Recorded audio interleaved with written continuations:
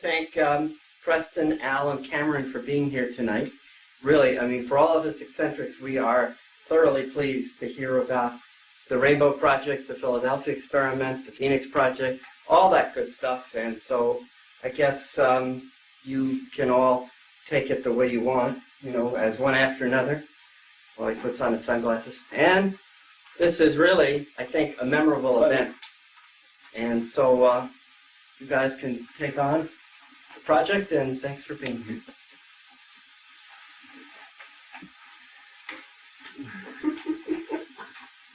Go ahead. Well, Preston, why don't you start? Yeah. All right. Well, we're here tonight. We have with us Mr. Bielek, who is from the Eldridge for the Philadelphia Experiment, the older fellow that went back to 43. We also have with us Mr. Cameron, who is also off the Eldridge. Two of the craziest people in the world. Now, compliment. They're not so crazy, they survive. Here at the auspices of the, what's it, Galuppi? Yeah, Filippo Galuppi. Galuppi brothers. Right. We're here in this nice, beautiful home in Blue Point. This home has to be at least $250,000. I hope so. Three-quarter. Or $750,000, whatever. And I don't know what we're going to talk about. Why don't you start with what Montauk was about, how it tied into the Philadelphia Experiment. A brief synopsis, maybe, of the... Okay, first of all, I got to find the However, PowerPoint. you want to start with Philadelphia and then go to however you want. No. How it ties in. I first have to find the power cord. I got a place to plug this power cord in and start up the tape recorder. Go. There, plugged in. All right, way back when. Let's start with the Phoenix Project. Phoenix Project is a carry-on from the Philadelphia Experiment. That was a... Can you hear them? Can you hear them okay? That was a silly little project that the Navy did back in the 30s and the 40s, attempting to make a battleship invisible. They wanted to make an aircraft carrier invisible. They threw the switch one eventful day, and the ship went into hyperspace, caused all sorts of problems for the people on the boat. Navy said the thing's a huge failure, it's a huge success, but it's also a huge failure, and they shelved it. In about 47, it was decided, you know, the government can't leave this thing alone. They got a wild effect that they wanted to study. So in 47, they reopened it and started up with what we came later to know as the Phoenix Project. It was originally the Rainbow Project. It was moved to Brookhaven National Laboratories, and Dr. von Neumann and all his associates, this was long before any of us were involved in it, started to replicate this thing. Out of the Phoenix 1, the early project, came the stealth technology, which I cannot talk about. You know, either of these two guys would talk about the stealth technology, but I cannot talk about it because of my job. And also came out all sorts of energetic little toys, such as radio songs. What is a radio song? Well, if you remember all back when we were kids, we saw these little white plastic boxes that had a white bottle hanging down on it that they connected to a little red parachute, filled up a balloon with helium, connected the whole thing, and up in the atmosphere it went. The government told us, hey, this thing is a weather data package. It has a temperature sensor, has a humidity sensor, and it has a pressure sensor in it. And this thing will ultimately transmit temperature data, humidity data, temperature data, reference data. And the switching was controlled by the barometric pressure at the height by what they call the baro switch. This thing used a very unusual type of pulse modulation. In most cases, they used a CW, continuous wave oscillator, and pulsed the thing off. The pulse was pulsing it off. This turned out to be a very efficient conversion of electrical energy to etheric energy. Now, I very recently started collecting radio songs. I don't know why, but I did. I walked in with a radio sound, and one of the associates at Space-Time Laboratory says, things are a weather control device. So, of course, that piqued my interest. I'd already known that the humidity sensor was terrible. Its accuracy was a lot to be desired. I'd known the temperature sensor was terrible, and its accuracy had a lot to be desired. And the other unusual thing that I wondered about is, yeah, I can get all the radio sounds I want. I've never, ever seen a receiver for them. So we first did a quote-unquote psychic reading. See, at Space-Time Laboratories, everybody uses CAD, computer-aided designs. At Space-Time Laboratories, we use psychic-aided design. So we had a number of different psychics read on the radio sounds. Weather control device, doorbuster, orgone enhancer. That's the readings that came through. So I got very interested, and I started to ask around about radio sounds. The next thing I found out by word of mouth is these things were designed at Brookhaven National Laboratories up in Long Island, New York, just up the road from this place. And I started to talk to people I know at Brookhaven. Ran across a retired gentleman from Brookhaven who wishes to remain nameless, so I won't name him. He'll stay anonymous. He told me that the design was originally done by a character by the name of Wilhelm Reich. Of course, that piqued my interest even more. Wilhelm Reich. The story goes that in about 47, Mr. Reich handed the U.S. government a weather control device. A little package that would do door busting. He felt that if he could reduce the amount of door and increase the orgone in the storm wouldn't be violent, it wouldn't have winds, and it wouldn't do the damage. It would be a less violent storm. What is the DOR? Deadly orgone. Dead orgone. That's the bad stuff. And where does that come from? No one really knows where it comes from. I've heard a number of theories.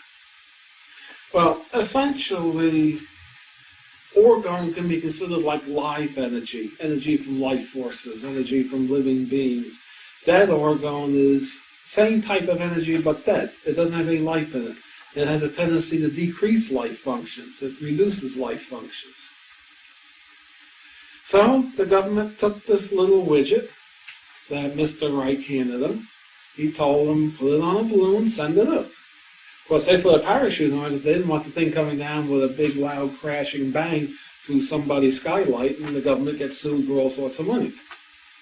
And they send the thing up into a bad storm, and it gets reduced in intensity tremendously. So the government goes back to Reich and says, hey, we like the thing. So they launch another part of the Phoenix Project where they design these radio sounds. This is almost like a little subsection of this, by the way, this story. Now, of course, I dug further and further into it. As I already noted, I talked of the receiver. There are instances where we know they launch these things from every boat at sea, every airport, every weather station. They launch them from planes.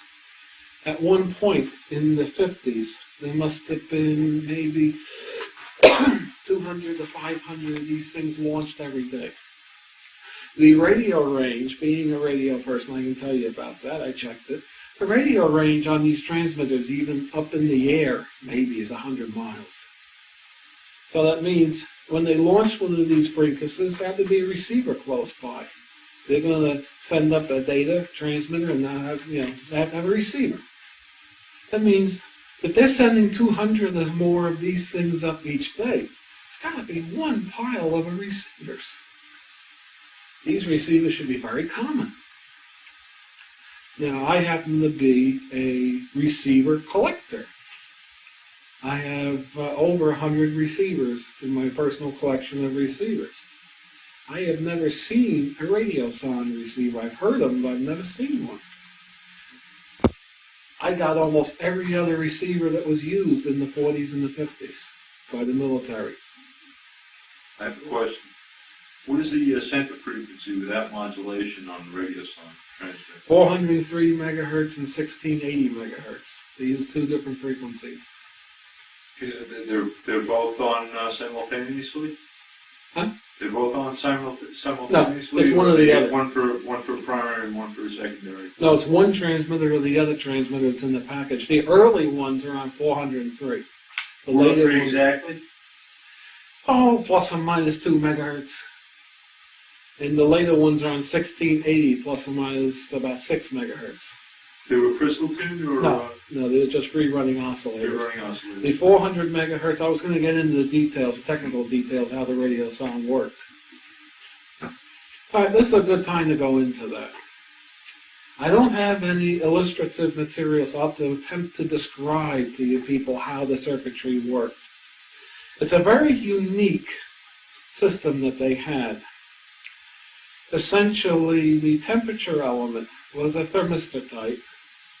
It is a negatively varying resistance with the temperature. As the resistance goes up, as the temperature goes up, the resistance goes down. Now, I had a mass spectrograph done on one of these thermistors, and I compared it to a YSI thermistor.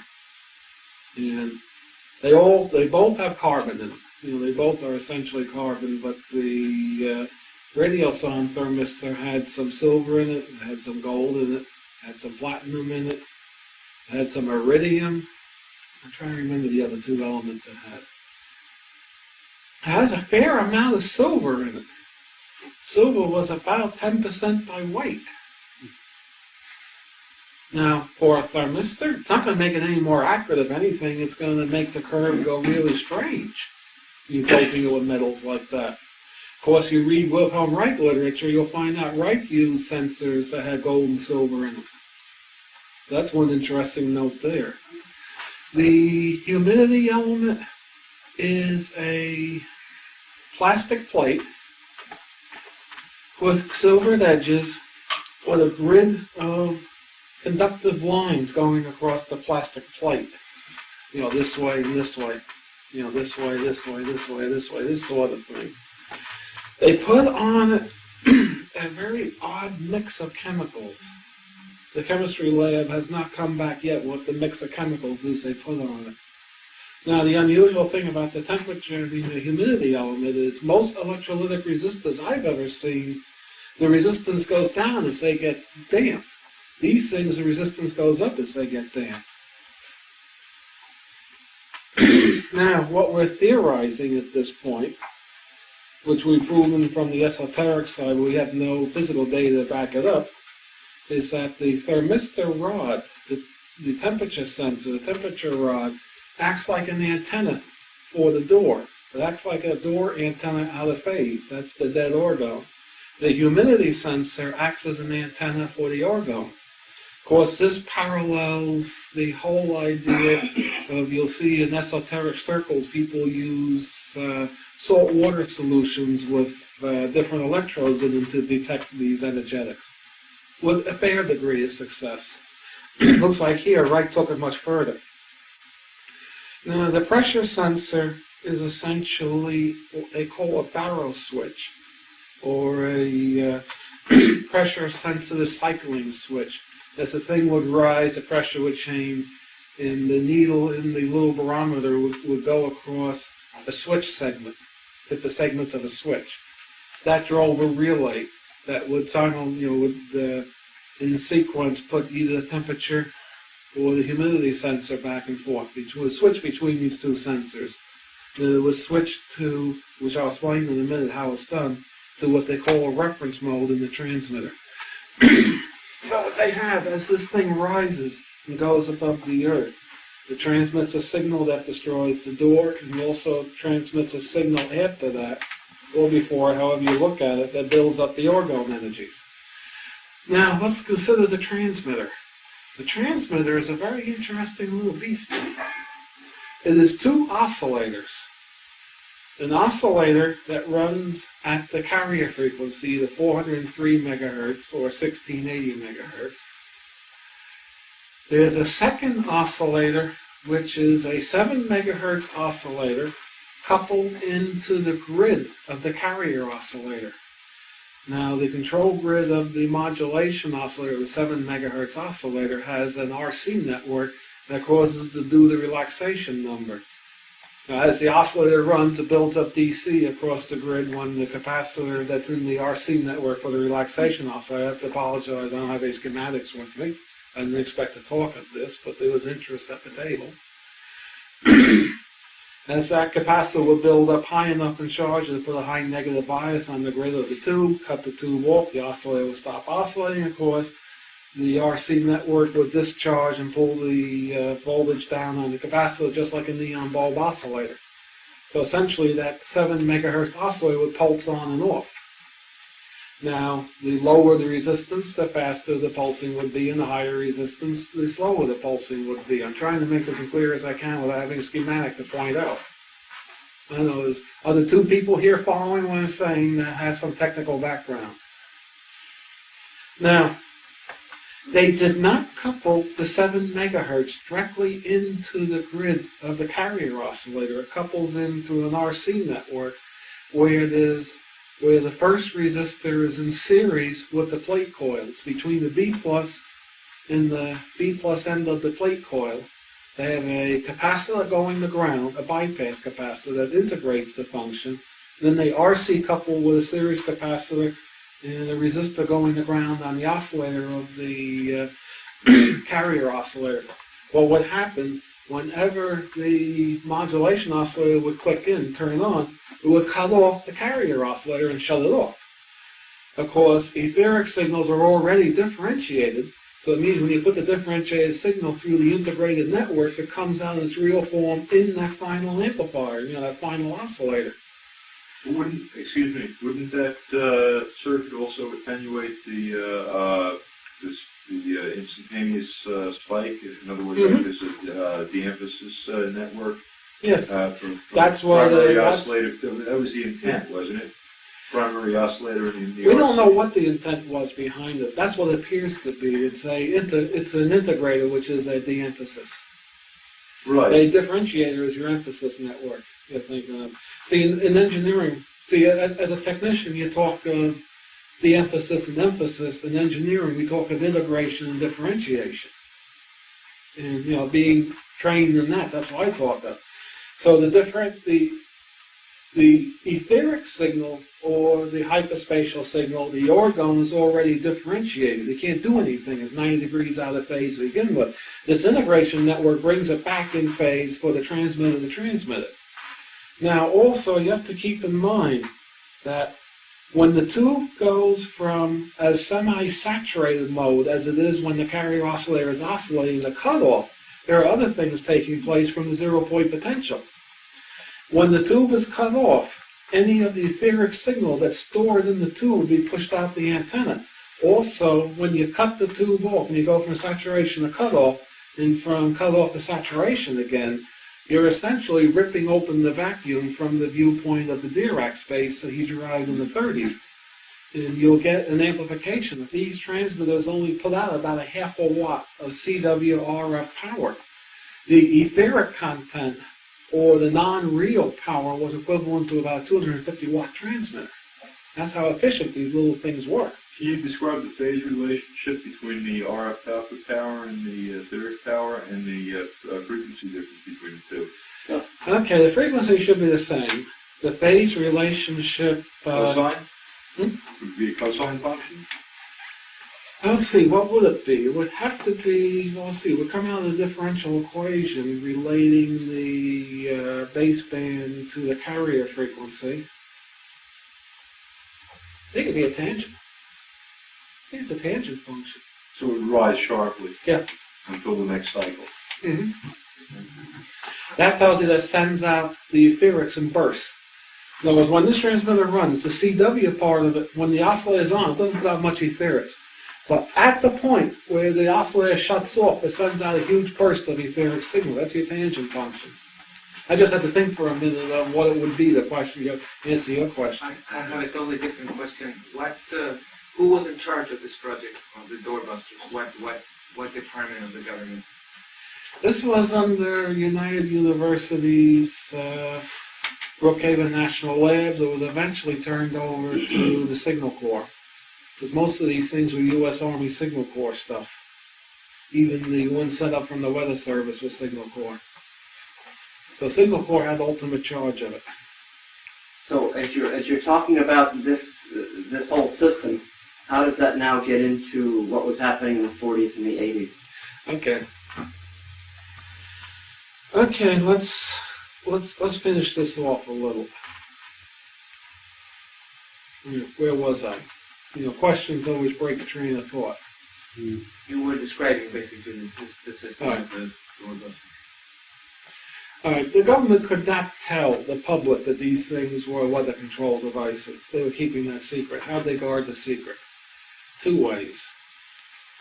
They first showed a few receiving stations constructed to receive these things, put out that line. The personnel that launched them would laboriously calibrate them. Thirdly, the special tube that's in the radiosondes, they would list in the tube manual as a whole bunch of baloney. Essentially, they'd be saying that only a few hours of life. That means if the ham over there picked one up, looked at the tube manual, the 7533 is only going to last a few hours, he's not going to use it. And that worked very well. As I already mentioned, I've never seen a receiver. That says they didn't use a receiver with these things. This is why, this is the hard data, besides the psychic data I base that the story is correct. All right, what we're seeing here actually is in actuality the genesis of the Montauk Project. The Montauk Project was Phoenix 2. The Montauk Project is a combination of Wilhelm Reich's work in the Philadelphia experiment. It was like two separate little projects going on in Phoenix 1. You had the development of the invisibility and its human factor study. Also, you had the development of Wilhelm Reich's weather control. So that was Phoenix 1? Yeah, that's right? Phoenix 1, and they converged. Towards the end of the Phoenix Project, by using some of Wilhelm Reich's concepts and some of the modulation schemes gleaned from the Radiosonde project, coupling, I know you're looking puzzled, this is what I found last week. Coupling that to the equipment that was used on the boat in the later invisibility project, they found out to couple the two, you now could use this for mind control. I'm not saying mood alteration. I know Governor Circle would rather have me say mood alteration. Here, I'm calling a spade of a spade. Mind control. That's what these idiots were doing. They're not actually idiots. That's what these people were doing. That's what the Montauk Project was? No, the Phoenix 1. Phoenix 1. The end of Phoenix 1, of course, what happened? Congress, the political government heard, hey, these guys are playing with mind control. They don't want that. So they told them, hey guys, cut it out. We don't want you looking into mind control. That's a no-no. So, of course, the project was stopped. It was shut down. Does anyone here think it was really shut down? No, of course not. The people that were running this project went to the military and said, hey, we got this neat little project going. We can eventually use this to influence the mind of the enemy to give up and to surrender. We need a place to do this. We got to do this undercover now. So, of course, the military, they love the idea. You know, they'd love something, throw a switch and the enemy puts down all their weapons and comes up hands in the air. They love this. So the military was sold a bill of goods, and the military was said, okay, you can use the old Montauk Air Force Base. It's dead, it's derelict. Also, some of the equipment you requested is on that base, the old Sage radar. So the base was shut down, everything was auctioned off, but the Sage radar was left behind. And the whole group moved from the Brookhaven Labs out to Montauk. That's Phoenix 2.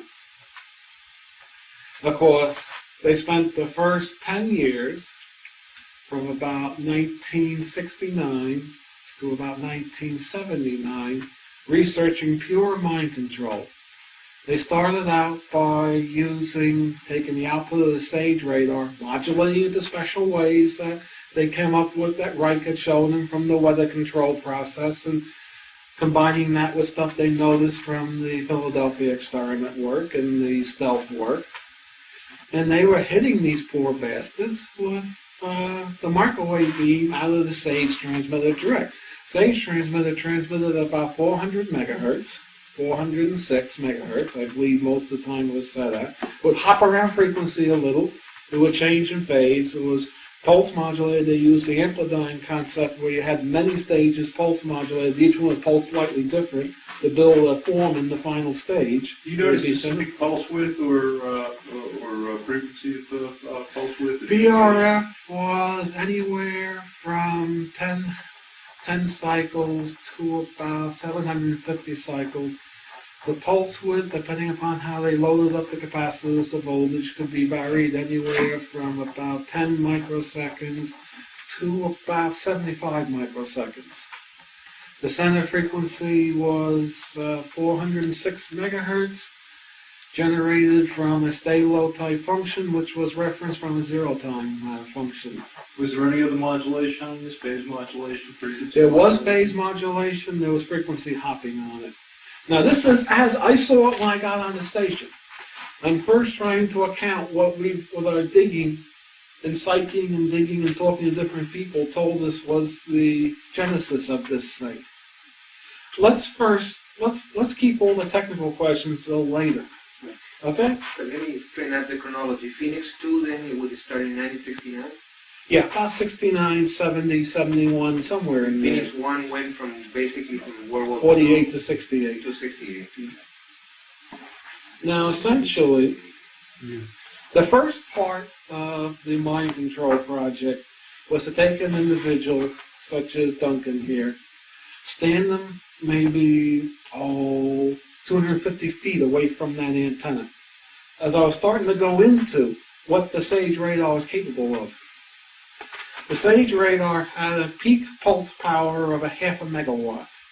That's in the antenna. The antenna had a gain of 30 dB.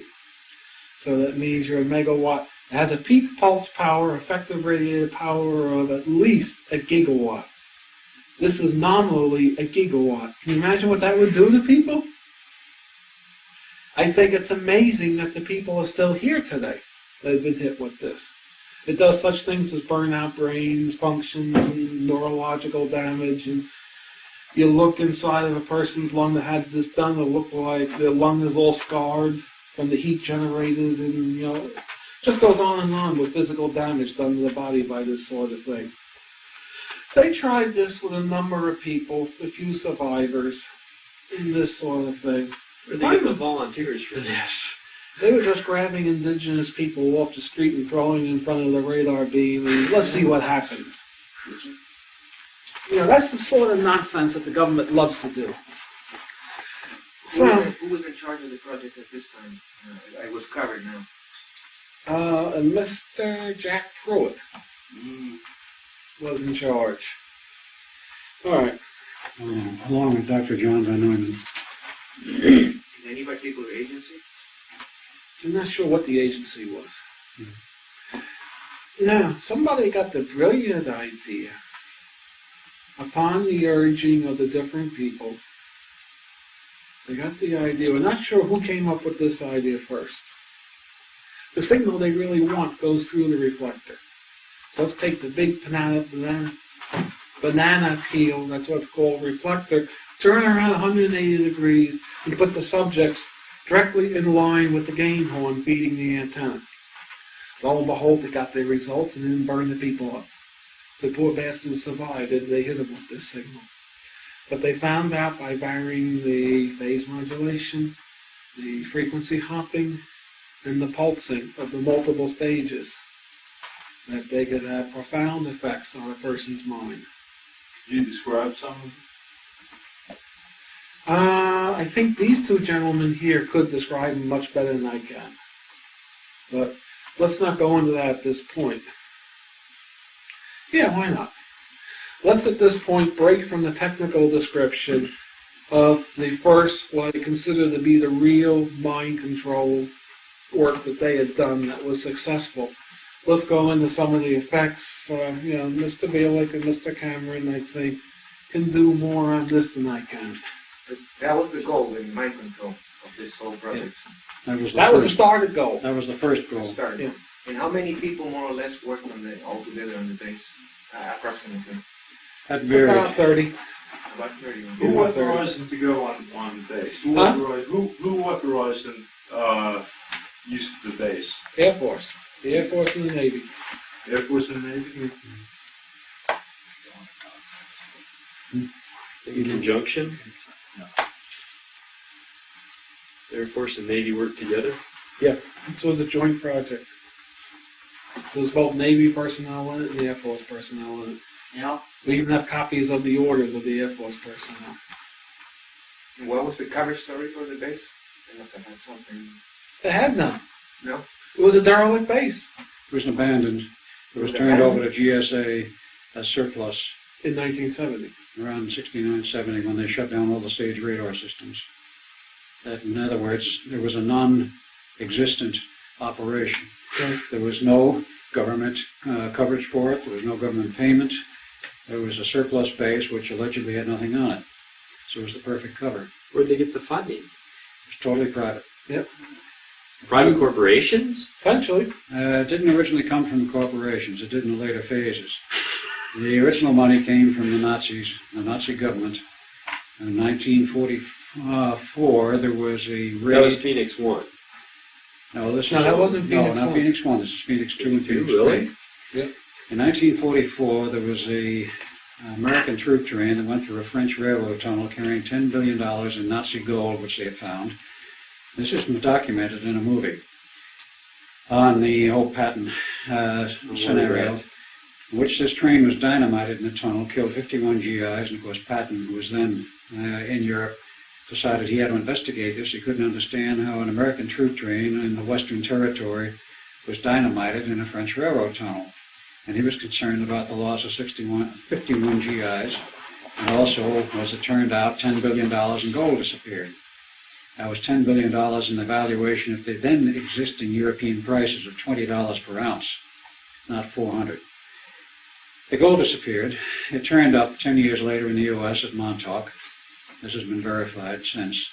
And that money, that gold, was used to finance the project initially, and for many years, because the value went up, as the value of gold went up, to approximately 100 billion plus. And they spent all of it and ran out of money. That's when they tapped ITT. And that's when they tapped ITT, who then from that point on funded it, because ITT was owned by a certain German group known as the Krupps. Okay. And that was, again, the same Nazi connection.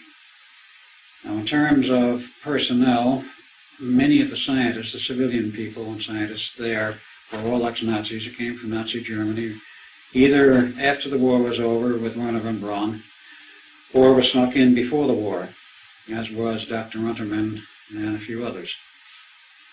But the whole thing was basically a civilian project run by the Nazis with the U.S. government surveillance, you might say. The intelligence community knew what was going on. The CIA monitored everything, as probably did other government intelligence agencies. But the field of players, if you will, those who actually operated on the base, was small, 30 to 50.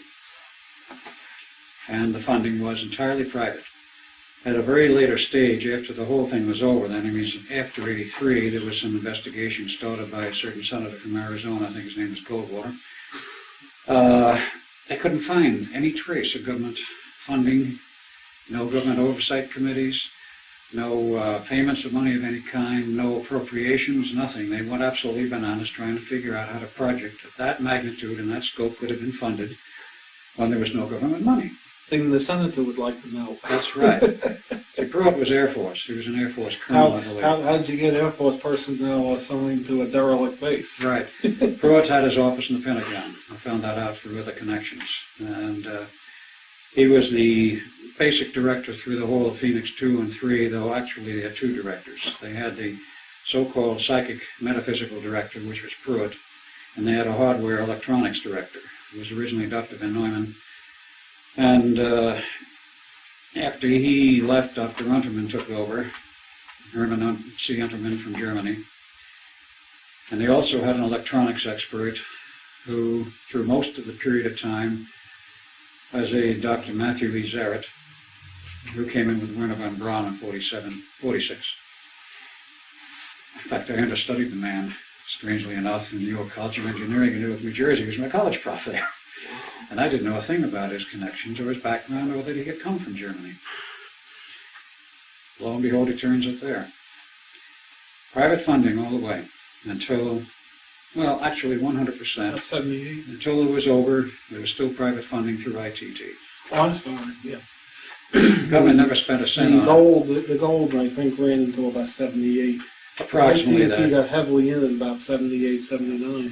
One of the reasons why they ran out of money was the fact that there was eventually not one base, but 25. Yeah. All SAGE bases, 25 of them were utilized for the same program. And the They were money running in went parallel. over. And eventually they shut down until the end, I believe. That is the info we have, is there were only 3 still operational, and they were tied together by satellite. But they shut down quite late in the program. Yeah. They shut How down. recently were they operating? When did they finally shut down? The last of them shut down August 12, 1983. That was Montauk. And that was Montauk. It was the final. Also, When it went down, it shut the other 2 or whatever that were still operating with it via satellite down. So when Montauk went down, they had to go down because that's where they got their zero time. correct. Was from Montauk. Yeah. Montauk was the key station. Yeah. So they automatically went down. All right, so is Well, you asked, or the question was asked, what about some of the mind effects?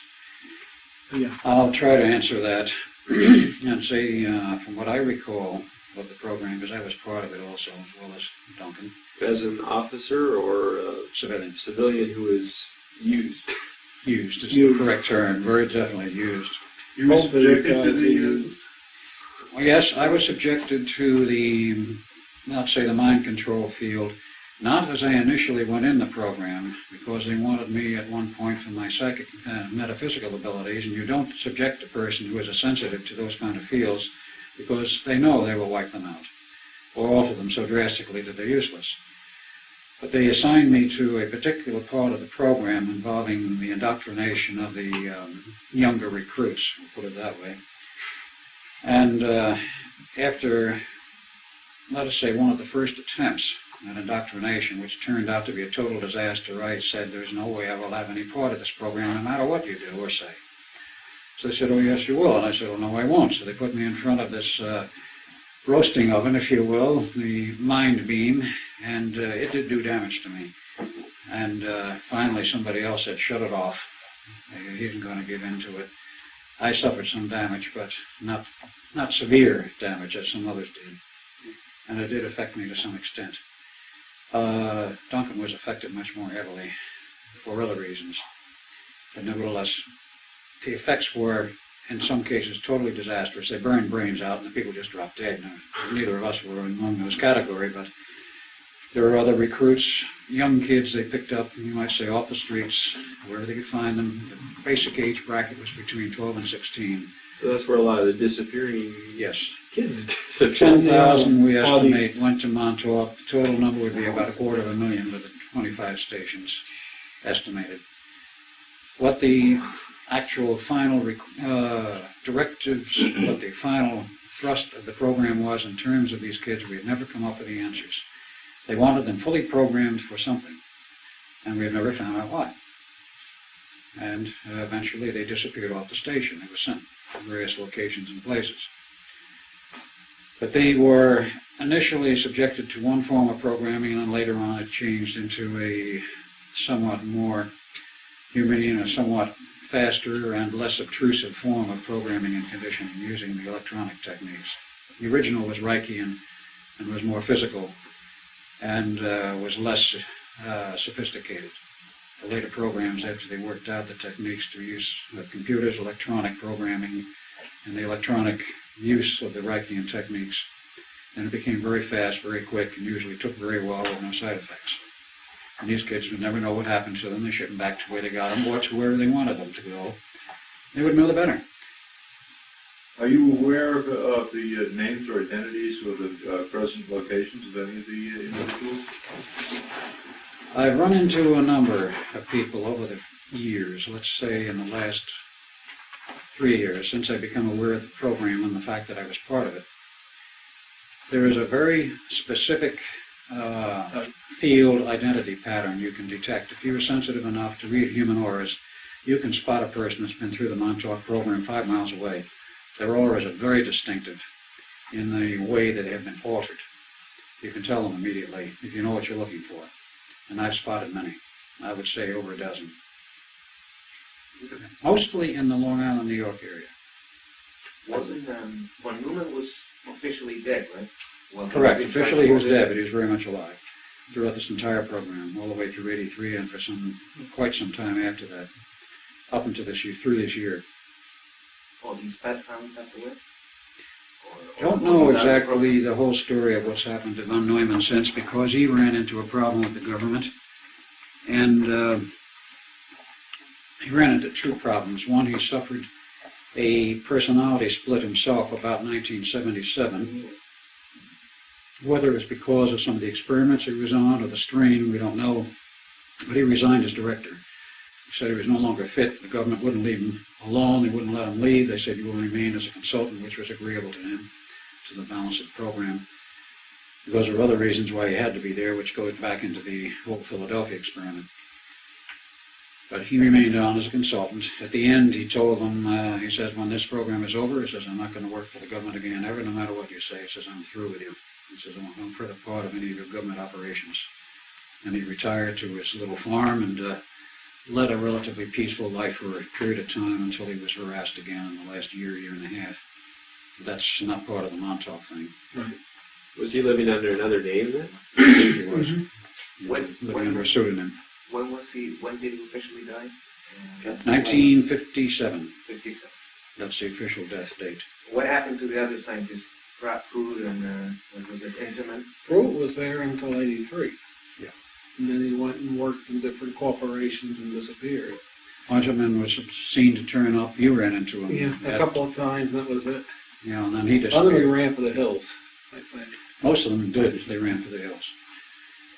Well, let's continue on the description of the Phoenix Project. I just have one more question about the Montauk. Were any of the subjects given psychotropic substances? LSD? I don't know. We don't believe so. My gut feeling is no. In conjunction with the I don't believe they were. No, they used other drugs. They had one drug that would be used in connection with the Reich programming. It would make them more receptive. This was not. Do you know the name of the drug, the chemical name, or a generic name? No, I don't. I have no knowledge of Can you that at all. describe any of the effects of that alone, or in conjunction with the... Okay, the effects would make you horny as hell. Uh-huh. That's essentially what it would do. It would make you very sexually active. Also euphoric at the same time. Yeah. And euphoric? Well, that would go along with it. Right. What was the purpose of being euphoric? All right. Make sure Essentially, I don't. Or they got the chair from the aliens? We're not sure whether they got the chair itself from the aliens, but Did the they get a technology prototype from the base aliens? came. Yeah, the prototype came from the aliens. Really? They Or produced from it. a crashed saucer? Maybe. exchange of sorts. We don't know. Also, I had another question on what you were describing before. Could this experience that is becoming very common of the UFO abduction could have been programmed by the government under this mind control? Sure, it could be. Not all of it is, but some of it probably is. Some of it. All right. But they got this chair from the aliens, or through some connection. Another associate of ours was on the station managing money, and he actually went out and bought this chair from somebody. He hasn't been able to dig out yet who. So what they essentially did is they took this chair, they made one computer to interface the chair itself to stay the digital codes, and then another computer to interface it to a special computer to the transmitter, and then the transmitter. What they actually ended up with, in essence, was a mind amplifier. Duncan here, his major responsibility on the station, he was one of the selected individuals. He had been through a lot of psychic training by the government to sit in that chair and generate thought form. The idea they had is, okay, they can transmit the signature digitally. That worked very well. They could put the person in the orgasmic state digitally. That worked very well.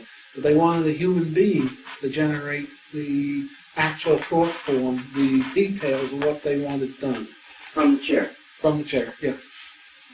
In other words, they would put into Duncan's mind, when he's in a trance, what they want him to think of, what they want him to think of that he's doing.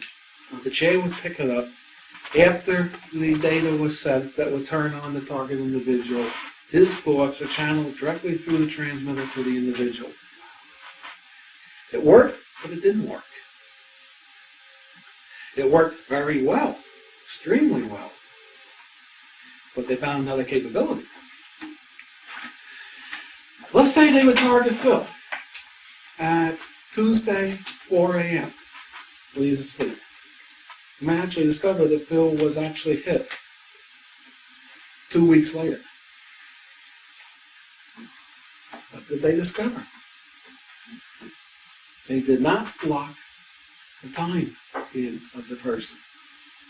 What did they get? They got a time machine. Next bright idea they got was, okay, let's tell Duncan to think of a vortex connecting 1981 to 1947. He would do this. What happened? They got a vortex going from 1981 to 1947 you can walk through. Great. Now, Duncan you had to be really good to be able to visualize. And Duncan's very good at visualizing. you have to be really immense, I would think. Well, let's not go into that at this point. Well, you're talking about it at this point, that's why I bring it up. A master is a word in the dictionary. It's the word I use. If you want. Well, we're talking of earlier capabilities, not today. He was also raped over as well. But, what they discovered is, okay, the real time he thought of it, what they discovered is they recorded it, put the tape on the computer, did the same thing again. So now they had a tape that would open a vortex. And they started going back in time, they started going ahead in time, they actually got the time machine. That's the last phase of the Phoenix Project, was the time machine. Of And course, they could control that time factor to where they wanted to Yep. go. Right. whatever he thought of, or other people like it. He wasn't the only one. They had to have at least 5 backups. That was still phase 2. That was phase 3. Phase 3. Yeah, was the time machine. Now, that time machine, what do you know the date? That got going about 79 to 80. They got that operational. Of course, Fully operational? yeah, about And it 79 can to 80. transmit both matter and Thought. signals. Yeah, and, right. They had this, you could walk through the vortex. You could walk in 1981 and come out in 47. Who, Cameron would, or the one? Anyone. Can you explain I again don't- how this was developed? What was the mechanism behind it? First of all, this transmitter was so freaking powerful. This transmitter had enough power to warp space and time, go through Bearden's equations. There's more than enough power to do it. He had the capability of thinking of the vortex function that they couldn't synthesize. They didn't know how to synthesize that vortex function, but he knew. Innately, inherently, he knew how to do it. Can it be mechanically synthesized right now? I'm sure they got the tapes. I'm sure they got the tapes. Now, also, things they did was they would have the subject that's sitting in the chair think of a creature. And that creature would precipitate itself. They would have the subject think, there's a car coming up the road, stop the car. The car would stop. There'd be no electrical activity in it. They would have the subject in the chair think of change the direction of the fish. And the fish would do this sort of thing. They would have the subject think all the animals on Montauk Point are going to charge into the town. There's records of that even to this day, of all animal life coming off the point charging into the town. There'd be, you talk to the local kids, now they're young adults out at Montauk, that lived out at Montauk, you'll find out there's rumors of kids hearing big things stomping around the woods on the point. That's what came out of somebody's mind, precipitated through this huge mind amplifier. They almost had the power of creation. They could almost create a being. The problem they had is the being only stayed as long as the transmitter was on. Flip the switch, the being stopped all its mobility and faded back into hyperspace. But that's how powerful this thing was. This thing, you're talking gigawatts, and the etheric power probably many, many terawatts. You're talking astronomical etheric power. Because they're using multiple pulse modulated amplifiers on top of pulse modulated amplifiers, opening different windows from the drive of this amp to that amp, and you can encode all sorts of zero-point functions as you go through what they call the amplidyne function. See, the amplidyne is essentially a zero-point amplifier. So by the time they started pulsing, the 100-watt stayed. By the time they got out to the half a gigawatt output, the etheric power was up in the sky. This thing was tremendous. This transmitter, it took at times 2 generators supplying a megawatt each to run this thing. They were pumping 2 megawatts into this whole building, which you'll see pictures of. But, you know, I don't think I can overstate how much power, as far as we're concerned in this room, it's astronomical power this thing had. This thing literally had, if the person who was sitting in the chair thought of a time warp and a vortex, that vortex would form. Excuse me, does this have any military applications that you're aware of? Silly question. I can think of thousands. And is that why Eastern Europe's almost free today? Because the Russians are simply scared of this? I don't know. Who knows? There's also other thoughts that other outside groups are saying to the Earth government, you straighten up or ship out. Who knows? You said people could walk through this time vortex. Yeah, right. Did you ever walk through the time vortex? No comment. Do you know anybody that did? Oh, yes. Could you describe at least the experience, or? Al. Yeah, I can. Okay. I did more than once, and it's weird, to say the least. The recollection is that you. First of all, how is it formed? Just at the beginning, before it's created, what do you see? Before it's created. Before it's created, you see nothing but the building or the area that you're in. You're in a chair or in an open space. No. What they finally ended up doing was they took whatever Duncan or his alternates would generate, they put it on tape.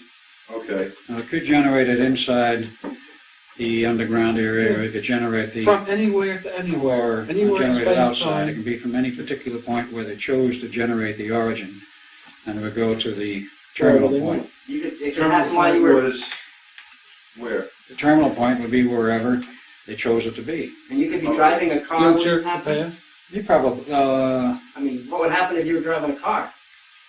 Your car would go through it. If your car went into the entrance of it, yes, the car would go through and come out at the other end where it was. It could be 100 or 1,000 or 100,000 years in the future or the past. You would actually Use that other time to describe what happened. Whatever went in the beginning, the entrance would come out the other end. I've run computer modeling. I'm sorry? Could the car be spatially dislocated? Could it be somewhere else in the universe? Sure could. Yes. I've run computer modeling based upon calculations I've learned from the radio sirens and such, and the vortex could have a diameter of 5 miles. Could be a 5-mile opening, or of course they could bring it down. We can send of Long Island. No. So what was it like, Al? You were saying. It's like looking into the entrance of a peculiar spiral tunnel which was lit all the way down. You would start to walk into this thing, and then suddenly you'd be pulled down it. You would more or less be projected. You didn't walk through it as such. You were more or less propelled through it. You walked into it. You walked into it, correct, start. Then you were propelled down the thing like some force grabbed you and pulled you through, and you come out the other end, wherever it is. You could be far in the past, you could be in the future, it could be very close by, and it could definitely be another place physically other than the point where you started and usually was. wherever whatever's point in space and time the transmitter was set to transmit to. Emphasize space and time Right. because it could be anywhere in the universe. You know, back or forward in time? Either one. Either way. Were you With the physically there? Could you interact with other things Yes. there? Yes. You could take remnants back with you. You could take like for example, if you projected yourself to go to another planet, you could bring something back with you. Sure, Yes, sure. you could. Has So that if you been could done, live you on the know? other planet, Yeah, right. I can't answer that for certain, but I would say probably. Have you ever personally brought anything back from another time, either past or future? Yes. Was it of terrestrial origin or? Yes, in this case it was terrestrial origin. It was a Life magazine from the year 1983 to take it back to 1943, but that's part of the Philadelphia story. that's still continuing the Phoenix Project yet. Right. How did you get You to guys this asked the question of what it was Okay, like. the description of the vortex. Please continue. Well, the description was it was like a tunnel, coruscating corkscrew, sort of lit, sort of looked like the walls were, Solid or moving? they were solid, but they were fluted. It was not a solid bore through rock, as you would Right. think. It was a fluted sort of structure. And it would go down this, and you would be propelled down this tube, as it were, this tunnel, which was not straight. It was corkscrew. And it would not go in a straight line either. It would take some very strange turns, which you could not explain. But it did take turns, and it would come out at the other end, wherever you were supposed to come out, and meet somebody or do something at the other point. Did And you have like a mission? yes, then you would return.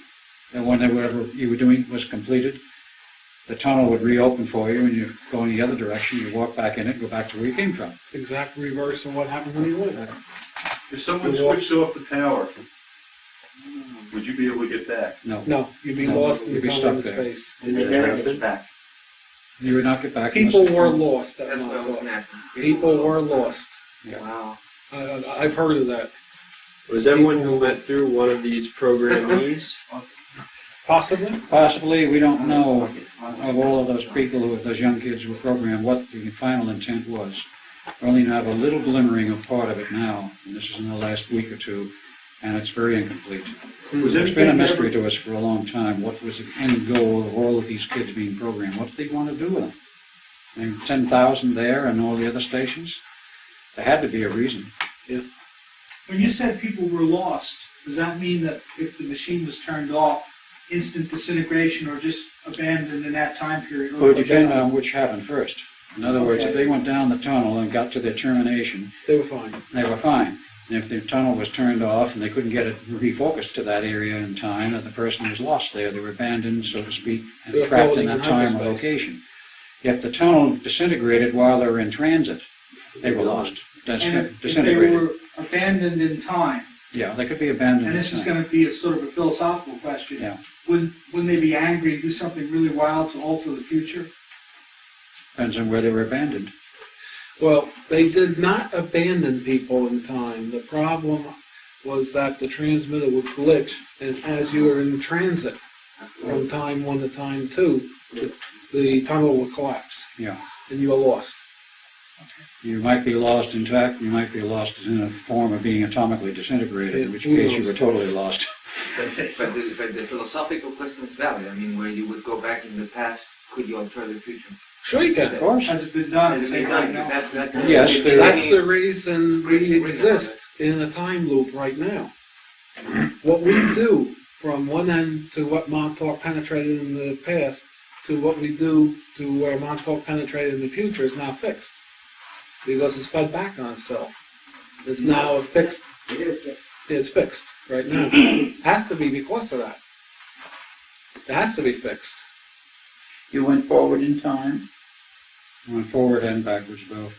One of the first things they did with the raw recruits, as it were, after they passed the initial tests and examination to see if they were suitable for the program, and were found suitable.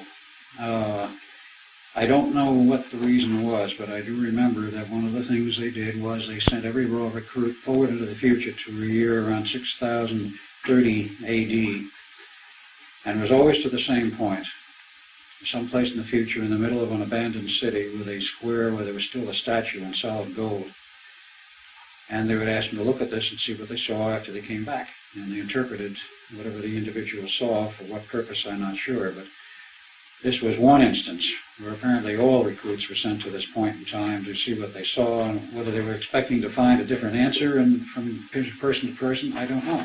Were they equipped with protective suits or equipment? No, ordinary clothes. That's if they were going to a friendly environment. Yeah. Well, if you're sending someone into the future, you know, into a possible nuclear... Well, they first would look into the future through the vortex. They could sample the air, they could sample everything on this side. Now, were there different potential futures that people could be sent to? No, because once you make the first connection into the future, it's fixed. Anything from that future point back is fixed. But what I'm saying is, are there different That's the alternate reason the futures that government they could go into? The first projection, yes, there's multiple different futures. But once the first projection is made into the future, from that point back, from the future, let's say they project from 83 to the future. Okay. From this point back, it's not fixed. Because the fact that he went from here to here has not fixed the time Even clock. after they turn off the machine Yeah. or whatever? Because the fact they turned off the machine does not alter that he was here and then came back. Then that sounds like you couldn't change the present by sending someone to the past. Yes, vice you versa. Definitely. You can, yes. Yes. You Exactly. can change the present by sending someone into the future, too, Right. for that matter. Yep. Not How do you all change the under present by sending someone into the future? Under certain conditions, you can. Well, it's a closed loop, you can. Cameron, had you gone into the future at all? Yes, I've seen the horse, which Al speaks of. It's Oh, the golden statue. the golden statue. It's a horse with no rider. It's an abandoned city. It's sort of like a dream state. It's very peculiar, where there is virtually no dynamic ability ongoing. It's a very stationary, almost frozen state. No markings on the statue, no, you know what it was, what it referred to? I don't think I can say. Beyond that, you want to make any statements about anything else in the future that might interest people, or that you could talk about without doing damage? Only in the fact that when there is a function that is presented ahead, there are increments that, from that particular point in time, which was propagated from, there will be effect back to the initial point of reference. That is the nature of the beast, as Preston spoke. Yeah. Once you have a reference, Once you close the loop. whether it be ahead or behind, that doesn't necessarily mean that that particular point in the future cannot be changed. Everything and nothing is possible. So If there were changes that were going on in the future, you can't really do much about that yourself, could you? That's correct. Right. But could it be just like a projection or something, or not the real future? Some kind of conditional thing on the mind? To answer the question, depending upon what realism set of functions, however they be real or manifested or surrealistic, depending what function and what time line, there are many timelines and functions of realism. Depending where you're going and where you attribute the point of reference, that determines how it will affect, as let's say you and I here, as to us here directly. The realistic point, how much that, let's say it's a manifested realism, that could have some effect here, but not that dramatically. As something, let's say, us sitting here 20 years ahead, that is in our space and framework and function of time, so that would affect us more dramatically than just something that was sort of created Okay, say that one psychic sets up a vortex to the future and we use that and then we shut that one down. If another psychic sets up a vortex to the future, will it go to the same future or can it go to a different one? They go to wherever the function is generated to go to. That's correct. Okay. There had to be people who were really controlling this very exactly, specifically. Oh, yes. Surely. Very definitely. Very much so. But what I'm saying is it'll go to a different place in time, but will it be on the same timeline, the same reality as the first psychic's vortex? As long as it's before the most furthest point they projected ahead, yes, it will be. In fact, the government is using that today to, the existing time machines still flow in the Montauk line. Okay, once they have done that, can we go back in time and change the past to change the present, and then the future will be changed? You already did it.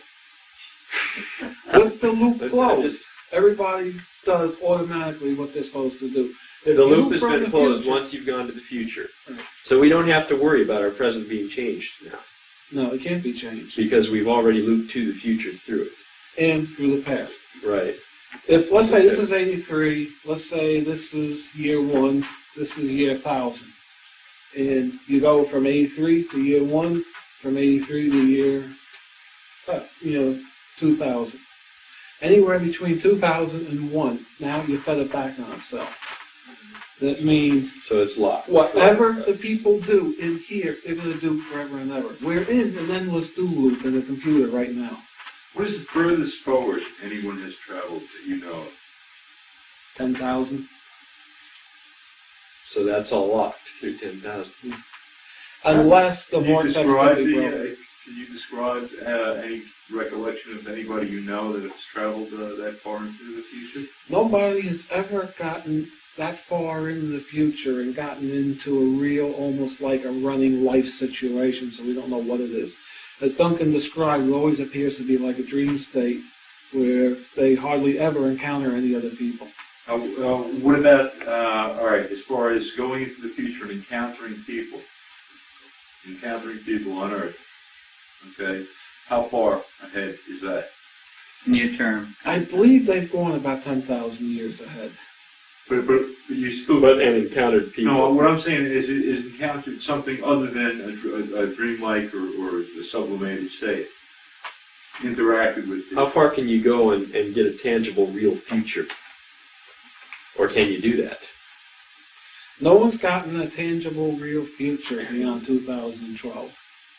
2012, 13, 14. Somewhere in there. Depends. Does that indicate that maybe things have changed so radically at that time that there isn't anything else to see? Something's happened. There is a very, very abrupt wall there with nothing on the other side. But the prophecies speak of the earth changes at those times. Curious, isn't it? Isn't it? Did We're you, locked in into your at travels, did you ever, Cameron, learn so much that for yourself it really was of value to you, not so much to others, but... Okay, you have to realize the intelligence at the particular time.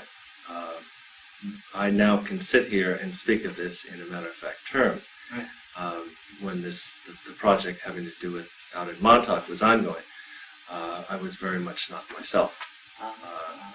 In control of other, control of other people, functions, forms. they control you. I beg your pardon, that's correct. Right. In the control of, I should say. So I gained only what... They wanted you to. That's correct, basically. Did they also deprive you of sleep and food and things like this to make you more malleable? Or No. simply... Basically, that's sort of corny. Right. I don't mean to demean your question, No, I understand. but it was very elementary in the Right. procedures that they did How have. long were you permitted to stay in the time period? Was it Hours, vary? time. Hours, minutes, seconds? I'm sorry, I don't understand the question. If you were put into a time period, forward or back, okay? How much How on our long clock? were you permitted to stay there? How long would the vortex stay open? As long as they ran the transmitter. Oh, right. Yeah. I mean, that what was sounds- what was the mean time that someone would stay in the future? Minutes, seconds, days, hours? I can't answer the hard to question say. is not answerable, considering I mean, the in your format for which we're perception of traveling. time, in your perception of No, time. not There is his no perception. there is no such The people who were running it. consideration of perception of time during that period. It's It very. It wasn't a deal where they were told you got an hour to do the job, you got to be back in an hour. Does that mean that when you went back, for the people on this side, it appeared you just went in and came right back Yeah. out? Yeah. So, Sure, basically. So you basically left and returned at the same time, no matter how much time you spent somewhere sure. else. Yeah, Okay. that's true. There were a few points where the thing glitched and you might have returned an hour later. But But it wasn't meant to. basically, when you deal in the avenues of what Preston and Al call hyperspace, there is no such thing as time per se. It's in causality. Right. In theory and in function, you can return before you even start. Right. When they return you before you started, you don't remember what happened. That That's Can happen, one of it the did ways they erase memories. They did that intentionally. Yeah. Very interesting. They have you do a job, go through the job, and then they return you to maybe milliseconds before you started. At that point, it becomes an isolated loop. You're detached from it. You can't even attach the Akashic record from that. Incredible. What was the shortest period of time that you know of someone traveling forward in time? Enough time to see himself coming through the vortex? Okay, you're again asking Preston. Okay. He has information of such. I don't mean to demean your question. I know that he has a lot of general information. You have specific information. So if anyone wants to answer that, the shortest period of time, like for example, if there's seconds between the time you enter the vortex and the time you arrive, could you put yourself in the future? For example, could you put yourself in the future 20 seconds or a minute or 3 minutes and meet yourself? Okay, what he's getting at is, can you project yourself, let's say, 2 hours in the future and then meet yourself 2 hours in the future? Right. Yes, you can. It's very dangerous. Has it been done, to your knowledge? No, it has not been done because when you walk through the tunnel, the way the tunnel was created, the person that walked in one end was out of phase with the person that walked out of the other end. And if he met himself, poof, was gone. Like matter and antimatter? Yeah. Very much. Like, but not quite like that. Okay, just to add to something, when Preston says, in theory, this is what happens, indeed it did happen. It did happen. Oh, sure. As a matter of test run and procedure. And the person did not survive. Well, sure, it was literally just blown apart. Yeah. It's just incinerated. That's when they Just to be found corny. out that the transmitter did the phase reversal number. Still, they don't understand exactly what phase reversal it is. It's not normal phase reversal. It's Cameron, if at a time you went into the future and you were in a point of danger, let's say in some situation you didn't expect, did you ever come across that sort of thing where, like that situation, right in the moment, whatever it was? Well, on a metaphysical basis and theory, since I was educated in that sense, when you start moving through space and time, it is of necessity to start looking around and seeing what's going on, other than supposedly straight ahead. There are all different functions and violations of all sorts of things that go on. They're breaking all sorts of laws. Really? Oh, sure. Physical laws. To answer your question directly, though, I have passed myself in view, not made a connection of sort. You just don't do that. Have you ever given anything to protect you against anything you would come across if it was a life and death situation? As people go into the jungles and they have weapons, let's say, or you're on a mission, you have weapons. But you would go into the future.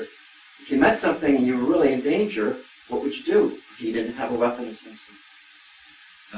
Did they give you, did you carry such a thing? Or would you have immediate access to the portal? Okay, I think I I have can no- answer that. I have no Just curious. information on that. I I can't think I answer could that. answer that. First of all, they could design the vortex so it would follow him. And they could essentially view what's happening to him in the future. Oh, they were viewing you That also. means this I do remember, I'm sorry. This I know happened. That they could follow the person in the future or the past. Anything dangerous start to happen, they just bring them back automatically. It was like a mission control where there was a group of people watching what went on, and they were able to talk to him. He could talk back to them. You know, they had set up so that when they speak into a mic on the station, he could hear it. Because they hear what he says to the speakers on the station, and that whole monitoring setup operational. And they also had the capability with the transmitter to run the vortex right over him and pull him back without him walking in it. They walk the vortex to him. If he started to encounter anything dangerous, zoop, he'd be pulled back and he'd be out of it. Excuse me, put me down if I'm jumping ahead, but was the vortex, as many of us have read, first opened with the Philadelphia experiment in 1942-43? Yes. Are you going to be talking about that later? Yes. Okay. Yes. Yes, we will be. As soon as we can get over this hurdle here. Right. That's hurdle, you know. That's a good size one. Very fascinating. Also, because I remember even that lecture when you first talked about it, the circumstances by which this project was cancelled in such Well, we haven't got that in a far panic yet. situation. Yeah. No, I know We haven't got that far. Let's at this point continue. We can. Well, I got a related question real quick. When you went into the future and saw the horse, was that by any chance something to scare you into agreeing to do what they wanted to prevent something, or? It was more of a view, just to consider indeed what was there and critique. Yep. So if they really wanted to know something. Like a reference point. Yeah, a test is It was a test, basically. We're all getting the same answer. They wanted to see if everybody came back with basically the same view, the same information. Test your powers of observation, whatever. Okay. What did you see? Describe it in detail. Not only the horse, but the surrounding city that was in ruins. Well, do you have any ideas why? Did you see anybody there? Did you see anything else? So, Et cetera, et cetera. so when you would go through the vortex, if you were to go through right now, you disappear from this spot? Yes. Oh, yes. Very definitely. You wouldn't be here. I got you. You'd just be on the viewers. Right. All right. Let's continue. One more question. Could this system of the vortex without the technological trappings, but been something similar to how Nostradamus or the prophets or whatever were supposed to see the future? Who knows? I mean, That's speculating. totally unknown. I assume movies were sometimes taken in the past. Well, movies will be made right off the viewers. Oh, really? They could do that off the viewer? Sure. Like, The viewer was a video signal. You put the viewer right onto a videotape machine. Wow. what kind of files must they have somewhere on all? You must have Yes, some great home good movies. question. What kind Somebody of else files? see it. Some- All right. Home movies. Home movies, yeah, that's a good one. What a Good file stuff. of home movies. Sounds like a right? title for a sci-fi movie about this. And question of the year, do you have any of these tapes? No. No. No. They were closely guarded. I know the tapes were made because I saw them, but they were closely guarded. You saw the tape? Well, I have to admit, I think I have to admit at this point, I was there too. I was the guy that built the transmitter. Rebuilt the transmitter. See, they did the number on me where I would go to work, and then I would be taken out to Montauk. I'd do 10 hours work, then they would bring me back, run me back to millisecond or so before I left, and I never knew what happened. I had to reference to that period to pull my memories, and I have done it. I pull most of the memories. That's how I can talk with the viewer. I was the one that designed and built the viewer. Of course, I had tremendous facilities behind me to do it. I And can't staff do it. and information and Not like computers your and garage. No, not like my garage. No. educators. To continue, all right, they got the working time portal, the working time vortex. Somebody on the station realized, hey, we're headed for a mess. We got to stop this thing. Just like in the old movie Donovan's Brain, what was done was in one of these chair subjects' minds, there was a little thought implanted that you're going to pull a monster out of the id, the monster out of the subconscious, and transmit it through the transmitter on site. And the person went in, lay down in the chair, went into this thing. There was no one else in the room, which happened every once in a blue moon, but it did happen. This person snuck in and said, okay, the time is now, whatever the keyword was. At that point, the person unleashed through the transmitter the form, and the transmitter precipitated this huge, big, black, hairy thing that was hungry. It ate everything in sight, buildings, people, ground, and they went into a panic when they couldn't control this thing and stop it. Pruitt says, shut the transmitter off. They go down to the power station, shut down the generators, throw the switches, freaking thing didn't stop. Kept going. It was still hungry and still eating. This was on the base? Yeah, on the base. Actually, we're eating people and machinery and everything. Yep. And smashing everything you could And get into the buildings. site. How big was this thing? Buildings. About 30 foot tall. Storage barrier. Solid or? Yeah, it was solid. Sure.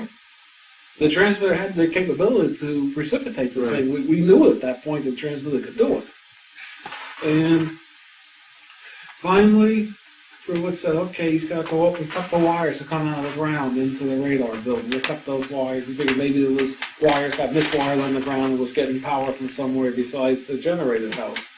Cut the wires. Freaking thing still continued to work. And then they kept going. They cut the wires inside the building. Freaking thing continued to work. No one could walk upstairs at that point. The energy was so heavy, you couldn't even get above the first floor. They tried cutting everything to the first floor to shut this freaking thing off. Now, to try to go ahead a little, what had actually happened is they had made a connection on that day that Junior was released with the Philadelphia experiment. Somebody had to go shut off the Philadelphia generators. I will go into that. That's his field of expertise. When the generators are shut off on the Eldridge, then Pruitt was able to take acetylene torches and go up and cut the transmitter apart in Montauk. You go out to this day, you'll see where there's acetylene torch marks and everything on the equipment. You can go on the base now? Yeah, you can. Yeah, it's wide open. This was in 83. Yeah, 83. August 12, 1983. Okay, at that point, anyone that was left, they dragged into a site that we won't disclose at this point and did the total brainwashing number on. So you didn't remember a thing. All of us sitting here were brainwashed, so we didn't remember anything.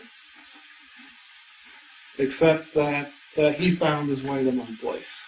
And that's when the deprogramming started. You're one of the two you spoke of on the tape? Or somebody who came to your house to tell you about what happened? Or were you speaking to Cameron or Al? Cameron. Okay. How did you happen to go to Preston's place, Cameron?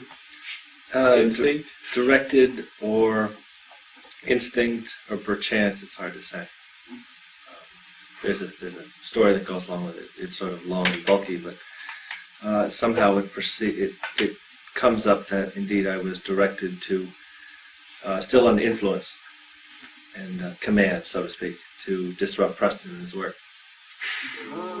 At that point, they were getting worried about me because I was starting to stumble into Montauk in real life. You were remembering things, or you were just, you had occasion to go over there? the years, one of the problems with this thing that they set up, although you don't remember any of the work you did, little bits and pieces of it filter through. I developed a huge interest in esoteric technology, psychotronics, psychic activity. I was researching this to the nth degree. I had a team of psychics working with me, and we were trying to figure out what was the energy form and all this stuff. I knew in the mid-'70s there was a source of psychic interference here on Long Island. And after a couple of years, I was able to trace it right out to Montauk. So I had my eye on Montauk for years. Of course, I could never get on there. The security was thick. Although it was a derelict base, there was security guards all over the place. And all I know is a friend of mine from out east calls me up and says, Preston, the old Montauk Air Base is wide open. When do you want to go look? I said, tomorrow. And I was out there that morning with my friend. We walked all around. First thing, when military pulls out of a base, what do? They clean everything up. They take everything with them. There was junk strewn over the whole base. There were files dumped out of a file cabinet just filling one room in the big building, the floor of one room. Equipment was still left. Power was still on in sections of the base. You had to flip switches and the lights would Where come are on. these people gone? They just fled, zoom. Because they were scared of this creature? Yeah. Fled in utter panic. Right. What happened with the monster? That's real responsible military for you. When the transmitter was shut off, was finally cut apart, the monster stopped animation and over a period of days just faded back into hyperspace. See, all these things were active, tunnels, creations, whatever, as long as that transmitter was functioning. Either it got power from the site or it got power from the Eldridge. It didn't matter where it got its power from. What As long happened as to it was this powered. person who created this id or whatever? Is that one of you? I don't know if these guys want to say. Well, information, there is a photograph that was taken just in routine basis out in Montauk that was presented in the first lecture of Preston in 85, 6. Chicago, was it? USPA conference. There were random photos taken, and one of the gentlemen from Situ, is that correct? Yeah. Yeah. What is this? What does Bob that stand Worth. for? Society for the Investigation of the Unexplained. He looked at a photograph and said there's something there unusual. There was a blow-up of it, and there was a sort of what's been categorized as sort of like a Bigfoot. What I see on that is myself, as an image of myself riding the back of it. And that identifies where it came from. How much, I'm very startled with the photograph for sure. It does seem to have a connection with me, even though I try to discredit it. Is this in one of these slides? One of these ones? It's there. Is it? It's in the collection of slides. Ah, It's in one of the slides. Very small. So it was still This like would a be very faint image or something. Right, a faint image. So this would be very similar to the quote-unquote it or the shadow or whatever yeah, good. psychological technique you want to use. Yeah, just an add-on here. Preston spoke of the 30-foot type creature. There are a number of images associated. 30 feet is by all means could very well be correct. 9 feet, 10 feet, depending which image is considered. Also, perhaps how scared the individual was who saw it. Well, And some these of the tails marks. grow. Some of the marks on the buildings were up quite high. It Yeah. had to be like 30. There's It at had to least be at least 15. 25 feet I would say On the at least outside or 15, inside? probably more. outside. So They're there still was- Meaning visible. it got outside and it was attacking the building from the Oh outside? yeah, All right. it was rolling free. Was it like a monkey type big, like King Kong? It was very similar or in like appearance to one of the Bigfoot, Bigfoot. which you showed, and I've seen pictures of, I'm sure, at various times But and places. huge. But huge. Instead of being 7 foot, it was perhaps closer to 30. My original impression was, when I first went on the base, it was perhaps 30 foot high. Now, to the best of your knowledge, how was this creature created again? Was there some kind of someone decided It was this was him. to be created? Yeah, some person, we're not sure who it was at this point, felt like the rest of us here that this was going too far, it was Right. getting dangerous, and there was going to be problems in the future. It had to be brought to a stop. The project had to be crashed. And the most effective way to crash it was to make something Program hungry that would creation of a cause them creature. to panic. Throw them into a panic. Information that someone was tapped on the shoulder somehow and did some business to do this. Some information was passed along. You wonder if you worked there at all or not, but you have been living with your folks for a long time. Don't they know? Did you ever ask them what you were doing in these time You periods? had no time loss. They returned They him returned immediately before- after. Just before it happened. Yeah. Before it happened. So he was never gone, even though he could have been out looking for himself. I during that came time, home he was from not work. gone. So freaking tired. I do. So you essentially lived a couple of years in 1 year. How do you make a living I went normally? through the I mean, same let's thing. say outside of this project. As a microwave engineer. And you're still getting a check, Oh, and yeah. a paycheck or whatever. I you come want. home from work. I felt like I'd worked 20 hours, 10 hours, 20 hours, anywhere Probably in there. worked even more. And since about 83, I haven't had that. Since 83, I've been fine. But from about 75 until 83, God, was I tired. But I wouldn't remember any of it because they would bring me back to milliseconds before I left and it'd be a closed loop. But the experience and the education would come through. That's why I went into metaphysics. Because this other project, I was heavily in metaphysics. Originally, before that, I was a nuts and bolts electronics type person. I didn't even... Metaphysics? That would be my reaction. Yeah. But This is for idiots type Yeah. thing. But because I'd done so much in this other function, it's still enough filtered through that I developed an interest in this, what you Right. want to call this life, if you want to say, of metaphysics. And that was their downfall. Because it was that that made me conscious of what was going on at Montauk was the source of these interfering signals. Of course they were interfering signals. They were piling up my research in no end. Was there any sense of all the experiences that you were doing, going into the future, etc., and all of that there was some real higher force, there was a higher force that existed, who sort of was more in control than the people were at the station? You know, people have their little kingdoms and they think that they rule the world in a sense, but as you were going through the experience, you sensed higher forces, much higher forces, that really had something to do to say about destiny and how things go on this planet. A very mystical experience is what I'm saying. Well, since Duncan is deferring to me on that one, I'll try to answer it. I would say that during that period itself, looking back on it, there was no awareness on my part, and I don't think there was any on Duncan's part, of such a higher agency, if you will, directing our efforts at that point. I would say very definitely there was before that point, and at some time in the past we were aware of it, but perhaps not in our respective earlier lifetimes, this lifetime, but further back. Mm-hmm. And since then, very definitely, that there's some kind of, if you will pardon the expression, a divine plan involved in this whole thing, which is very, very difficult to explain, is very difficult to extrapolate on. There was a reason for all of this happening.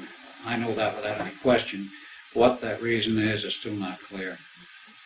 And I think Duncan would agree that, yes, he knows that there was some kind of a reason for it. Preston would probably agree with it. And he's looking at it from the mathematical, the nuts and bolts end of it to try and come up with a reason. And it's not easy. Yes, there was a reason why it happened. If you go back into, as I will shortly, go back into the Philadelphia experiment end of it, which was the beginning of the whole business, one can see from the way that thing was maneuvered that there was a higher hand of some kind involved in setting the whole thing up, because it would never have happened the way it did, unless two obscure dates, 40 years apart, coincided with two experiments. If I could just add something directly to your question, quickly. Having to do a scene and knowing possibly some other intelligentsia. There's a function of the time tunnel where a person, or in my experience per se, it's the only thing I can relate to, when a person moves through a number of procedures, there's a point in maybe 2/3 down the tunnel as perceived where there's a very big thump. The energy leaves the body. There's a tendency to see on a broad scale.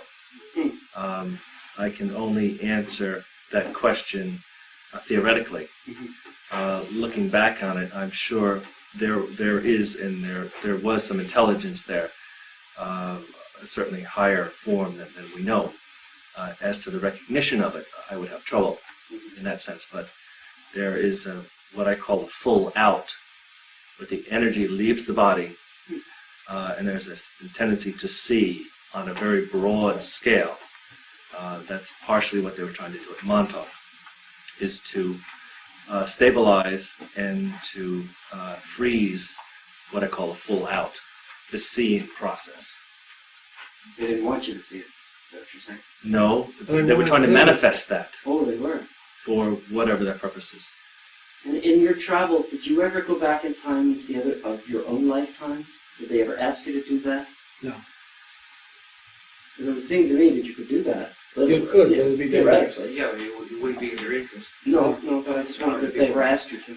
I have no information directly, but theoretically it's very possible to influence a person's function, however back so far. What was the role of the aliens at all? I mean, other than the chair, which they had Okay, given that would be the earlier part of this that we haven't got into yet.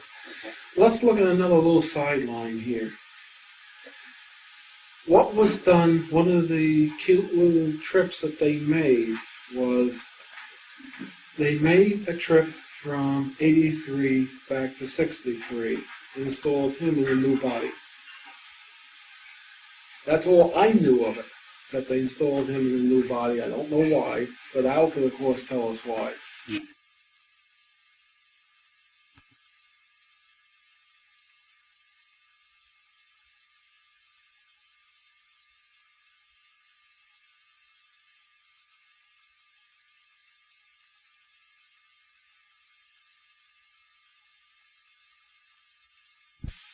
This is my Dodge Caravan before the front got broken. Backed up to the main door in the back of the big building. This is the main radar building. This really, we should go to this picture later. That's essentially what it is. All I know is what I got here. I don't know what the deal is. All right, let's go to the next picture. It's out of focus. This is leaving the site. Of course, there's my car again. And the red building is one of the old leftover radar buildings that they didn't use. The round things, we don't know what the hell the round things were. Hey, Mary? This is the street coming out. Okay. That's the back end of the main antenna. This thing is an antenna which is roughly 300 foot by 200 foot. And that tower that goes this way, the gain horn is mounted on. That's the omnidirectional antenna. And the little thing on top that's shaped like that is the IFF antenna. What's this radar used IFF. for? Is this for the project? Yeah, this is the transmitter? This is the transmitter. You're looking at the transmitter. In fact, anyone that has any sensitivities, this is a full shot of the building. Anybody that has any sensitivity can probably feel the energies coming off this picture. This is a fallen tower, or Do we what? have a That's an extra tower. Do we have a pointer for him so he doesn't have to point at something, a stick or something? Oh, yes, we have a... Oh, okay. Here we go. Is when the pointer comes. This is going to be a ride using a fireplace. This is 1, 2, 3, 4, 5 floors in this structure. Each one is about 100 foot square. This is the transmitter? This is the transmitter building. The transmitter was on this floor, and this was the antenna controller. All these ducts here are cooling for the transmitter. That's just sitting there open? Yep, I'm looking for a lawsuit. yep. Go ahead. This is another picture, another site, another picture of the building with the antenna. Again, you can see doors you can look out. This is all open. We know it was open as of September. You can walk inside the building. Yep. Oh, yeah. This is a shot.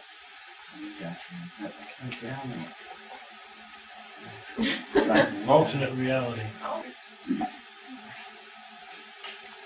This is just essentially background. Let's keep going. This is another one of those round structures. What they did with these in the project, if anything, we don't know, and they didn't look maintained. You can see it's all rusted over here, here, and, but you can see that other building was maintained. This was like about 85, these pictures were taken. Okay. This is a shot from the roof looking up at the antenna. This is a catwalk. People walk here. You get an idea of the massive size of this thing. This is the antenna? This is the antenna, transmitting antenna. This is shot out over, that's the ocean, from the roof of the building. Then change it here. This is the group. This person should be familiar. That person should be familiar. This is my friend Jeff that comes up from Maryland. That's the guy that plays Rambo running around the woods. Now those buildings in the back? That's two of those round buildings. You can see they haven't been maintained. Look at the doors here. Yeah. Did you go inside of them? Yeah. And you couldn't tell what it was all about? There isn't anything in them. Nothing in them. Those are cleaned out. And those buildings you can still walk in now? If they haven't boarded up, sure. I don't know. This is a picture of what they call omnidirectional antenna. This is what the antenna they use. In fact, if you look, you see all the wires feeding in, all the coax cables feeding in. This they use to send out a signal, but we believe they use this more for picking up signals. This will pick up a return. from the person that they were targeting.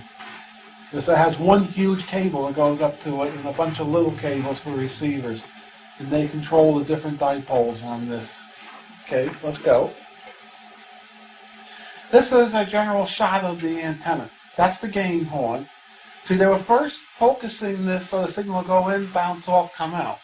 What they finally realized is they didn't want the Hertzian component to reflect it, so they positioned it so the gain horn pointed right at the subject. That's the way they eventually developed this thing so it worked right. Outside.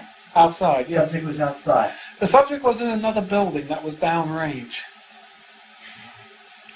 The focal point was at that building. Yeah. This is a distance view of the thing. You can get an idea how massive it is. What are these dimensions approximately? 300 feet by 200, 150 feet. 100 feet this 125 way. tons for the antenna and 125 tons for the control mechanism on the roof. That's the pedestal here. 125 tons each. This weighs 125 tons, and this is about 200 tons. Did you help design this transmission antenna? No, that was part of the Sage. Okay. A white dot shot. But this is interesting. This is essentially the main building. This is the transmitter building. This is the control center where all the computers were, and this was offices. Where was the subject? Down the hill that way. Okay, in another building, yeah. Now those buildings are still there. Are they Oh, yes. open? This one is open. I'm told this one is open, and this one is open, and the powerhouse is open. This is a distance shot. You're 2 miles away here from the building. Montauk Highway. Same thing. You're 2 miles away here. I don't know what that is. Oh yeah, you're Yes, further it's away. way This down. is now this is in the town still. This is like about 5 miles away here. That's the building. And no telephone. What about this camera? This building here is where they had the subject. This is the... How many people know what the planetary grid is? I know. Yeah. This is one of the cross points of the grid. You stand here, you'll feel the grid. And it's still there. That's, Yep. That's flat of land. And if we have the right picture, you'll see they arranged the buildings around the cross point like the Indians arrange mounds of rock around the cross points. These buildings tune the cross point. But they focused it, if I remember, on that building, was where they had the subject. You notice these buildings are Duncan verified it. That's where he was. Okay. Duncan has a tendency to flip when he sees stuff like this. Okay, let's go to the next one.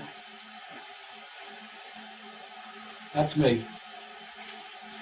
Standing next to the radar site 5 miles away. Did you see my welding glasses? Yes.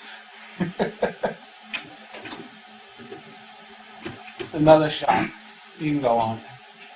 That's extraneous. Do these power lines go straight to that Yep. location? They go straight to that And all they location. are is to carry... Those high tension, Wow. Right here, you can see the high tension lines.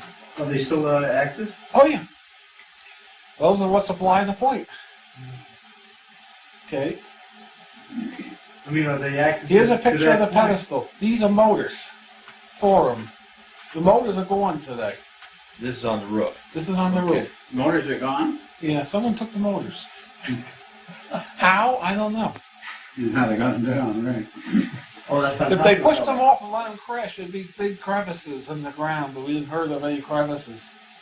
Train freaks may have taken these, but these are the same motors that run the big locomotives. This is a picture of the gain horn. This is the thing, this is about the size of my Volkswagen Rabbit at the time. This is what actually sent the signal out. It went out like this. More waveguide went down the catwalk and went into the building. We're looking at it sideways. Yeah. Right. Oh, there's the UFO landing pad. That was a landing pad, right. What is that? That's the only one of these round little buildings that's maintained. Oh, right. What is the paint building? Okay, that's an old radar building that wasn't maintained. This is the main operations center. This is where they had all the computers. And the chair was right below this building, we figure. And then that's the office building there. That's where Jack Pruitt and what's his Now, face? which building was the subject in? Can we see it there? Huh? Can we see the building the subject was in from here? No. Okay. Another same area, essentially. But you notice these are not maintained. This one's nicely maintained. Some people believe thoroughly that they landed UFOs here. This is a shot of the lighthouse from the roof. Well, the lighthouse isn't far away. No. Wow. One of those two little Buildings? Maintenance buildings of some sort. maintenance buildings. I don't think they've been The used structure in on the years right, and what's years. that? That's the same. That's the red radar site. They had a big bubble on top of that at one time, but hasn't been there for years. Same shot, just different lens. This base had been constructed in World War II or something like that? You know, after the 50s. Looks like we just had that shot. No, this is the No, it's a little different. view. Yeah. He took a lot of shots. Yes, Jan took tons of shots. What is this? That is what's left of the old Fort Hero. There was gun emplacements in there. There's a emergency generator in that building now. Or there was. Closest I could figure from the wiring. Where were the 4 megawatt generators? In the You'll see there? them. No, you'll see them. Go on. That's another shot of the red building. Why a pink building? Which was the building where there were marks, you say, on the walls? Well, we All see of them. I don't know if we got good enough detail to see them.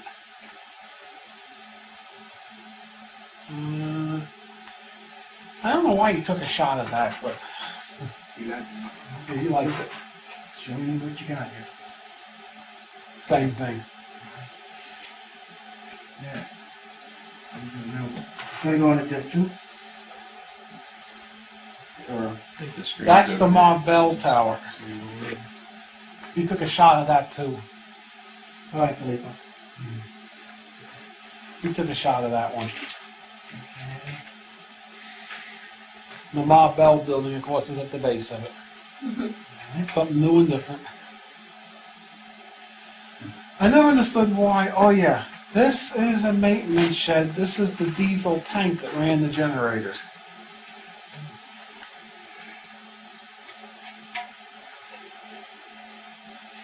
Okay, there's the building that the subject was in, from the roof. There's the cross point, and there's the tuning buildings around the cross point. The government built this, and the state, this is a state park today, the state's been told they cannot tear these buildings down. Oh, really? Yep, They cannot what? they cannot tear these buildings down. Are they being maintained? Can you still get in them? What? I don't know. You didn't try to. Can you go inside those? I've been in the buildings, but I don't You know get if they're any open. sense when you're in it, psychically? Oh yeah, even I can pick it up, and I have the sensitivity You of a can rock. just drive there and walk into those buildings. Well, you drive in the parking lot of Montauk Point State Park and then walk back. Now, is About that a 2 gate mile there? walk. Is that the gate 2 mile separating the walk. state park from the? This is just pipes going over the buildings, Okay, but over the walkway. you can drive there. No, you can't through- drive up here. They got gates that are closed. Okay. Okay. But you can walk in and around and you can get there. I saw cars there when you were there. Well, we had their permission to be in there to take pictures and stuff like that. This is just another shot of over there. You can see how far away they were focusing, and they were focusing right on this building. Yeah. It was right in line of sight. But you can't drive into the main base. No, not now. No, No. you just gotta walk through. You gotta walk in. Yeah, especially on a cold day. You have permission, when did you go with your cars? This was May. When it was warm? 86. Yeah. May of 86? Yeah. You have a letter? Yeah, we had a letter. Is that letter no good now? No, it's not any good now. What is that tank? This is the diesel fuel tank that ran the generator station. Oh, I don't know why you took a picture of that. Except you can see again the building where the subject was of the early experiments. Same thing. There's the building again. Yeah, interest here. Let's keep going. There's the powerhouse. This thing has 4 huge diesel generators, and you can see the cooling towers for each. They used 2, they had 1 ready to go, and 1 was being repaired. How big were those things? Did you see? Megawatt. I mean, how physically, how big? How long? High? Size of a locomotive. They were locomotive engines, essentially. Really? Yeah. Now, if the power went out coming in on those trunk lines, though, that wouldn't be enough power to power this Well, they vortex, would it? originally used this to run the station, but what happened is they discovered when they turned on, it created such time disturbances, it gave the generators the heebie-jeebies and they went down. So they put the generators down permanently and ran off a loco. Right. But the generators had the heebie-jeebies. This is another shot of the power station. Oh, you were really in there. Yep. Another shot over, I think this is the bay between the forks. Same thing. Where the antenna is? That's one part of the antenna. I don't know if this is, I got this right. That's a shot of that other gantry from the roof. You saw that thing next to my car. Yeah. You see, that hasn't been maintained either. Do I have it right? Yeah. Is it There's down? stuff strewn all over this base.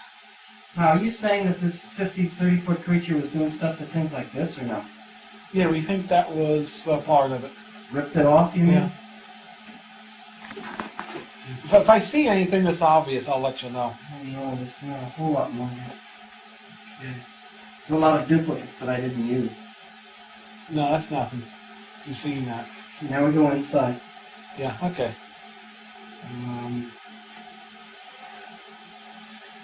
That's a choke. That's a charging reactor. Can you focus that a little better? Could you speak a little louder, please? Preston? This is what they call a charging choke. This is a filter choke, I'm sorry. The rectifiers are up in there. They had big multi-disc rectifiers up in there. You know, what I call hockey pucks. Huh?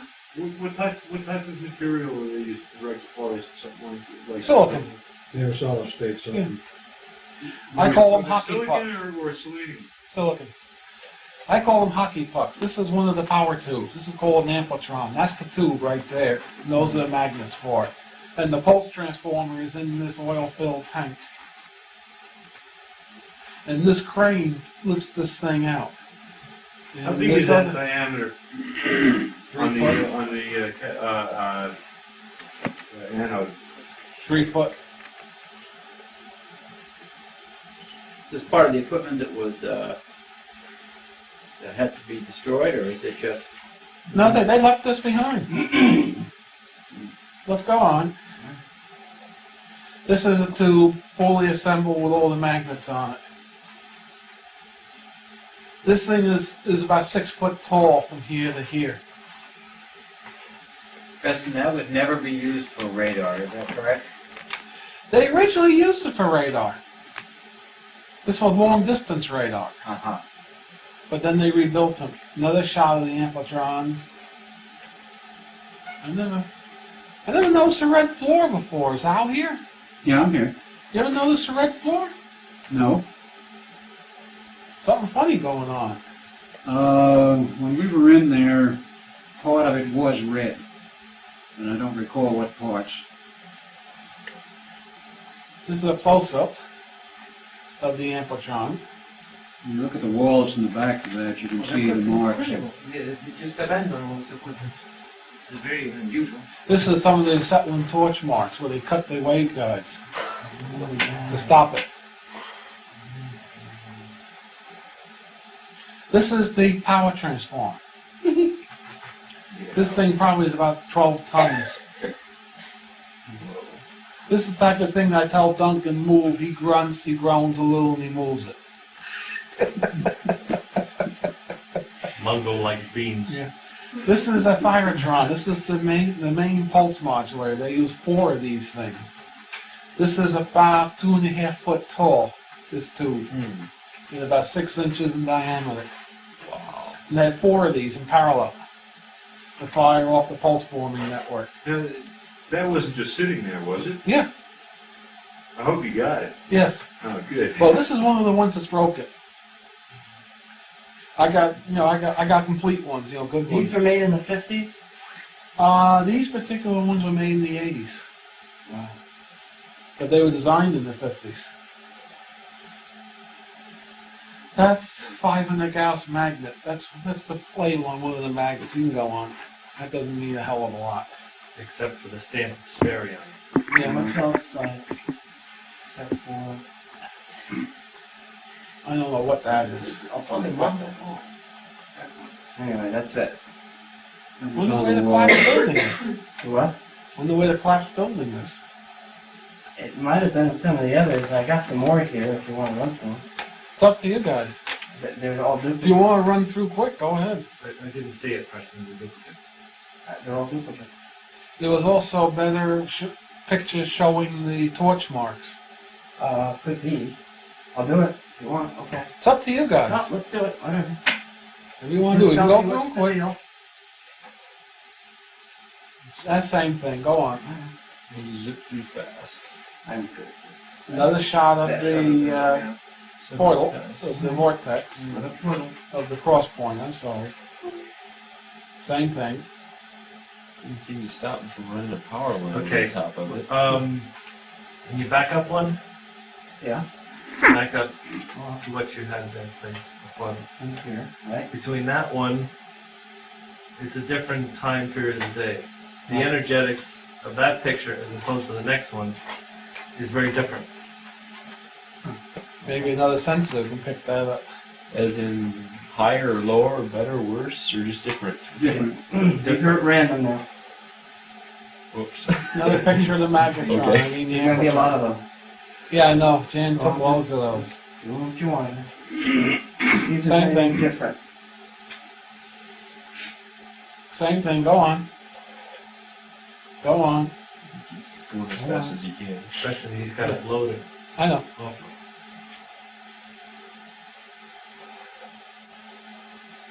That's another If shot of there's the any more power welding source. shots that you see. Keep those insulated. No. Big? Well, this thing provided 20 kV. Another shot. That's the same thing. Go on. There's the torch marks, which are not as clear. Yeah. Same thing. Go on.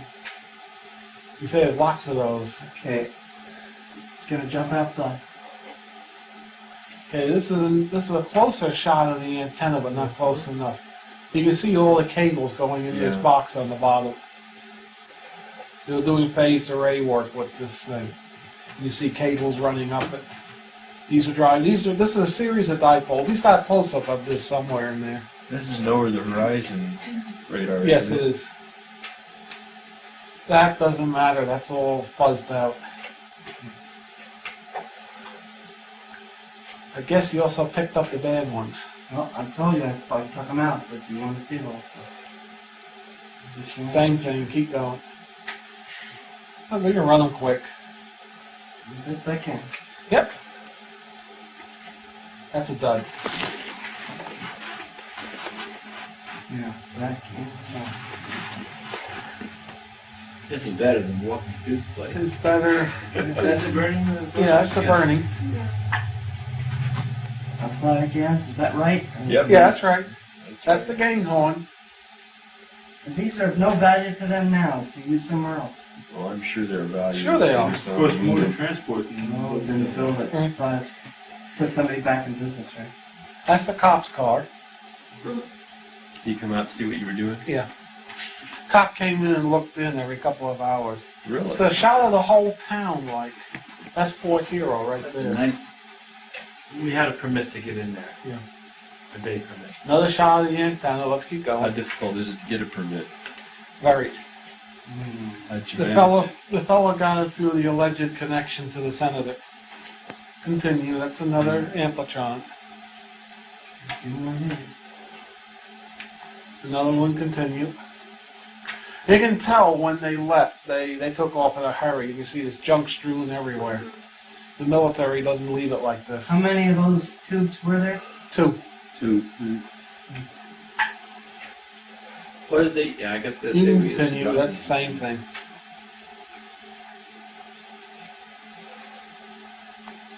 It's another shot. That's welding torch up there? Yeah. There's 2 big ones. Big one here. Notice they're always where this would turn and go up. What were they cutting at? Was there something coming out of the wall? Yes. The weight guide went up like this. This thing was quite disassembled. I wouldn't cut that thing running. I wouldn't want an open waveguide. I wouldn't either. I wouldn't. Another shot of the tube. I can assure you I didn't cut it apart. Another shot of the tube. Big deal. They probably ordered some private to do it who didn't know what What was if going things on. like this No, Pruitt cost? himself did. Huh? He did? Pruitt himself did that? Pruitt himself cut it apart. He must have been desperate. What would a tube like this cost? This is a C-23J, which today is about $4,500. Another shot of the Ampatron. The Ampatron's are a little more expensive. Yes. The Ampatron is worth about $250,000. Each one? Yeah. Yeah. Another shot of the Ampatron. We can go on. Much more. Ampatron here. Even had a built-in vacuum pump, which you can see here. Yeah. That's it. Okay. Magnet. That's it. Okay. Okay. Hold up on this.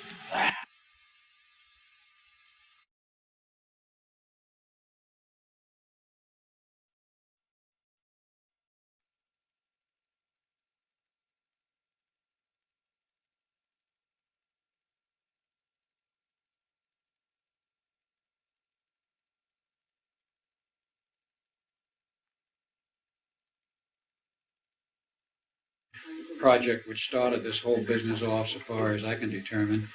That was the infamous Philadelphia experiment, so-called because in its final phases was conducted in the harbor outside the city of Philadelphia, Pennsylvania.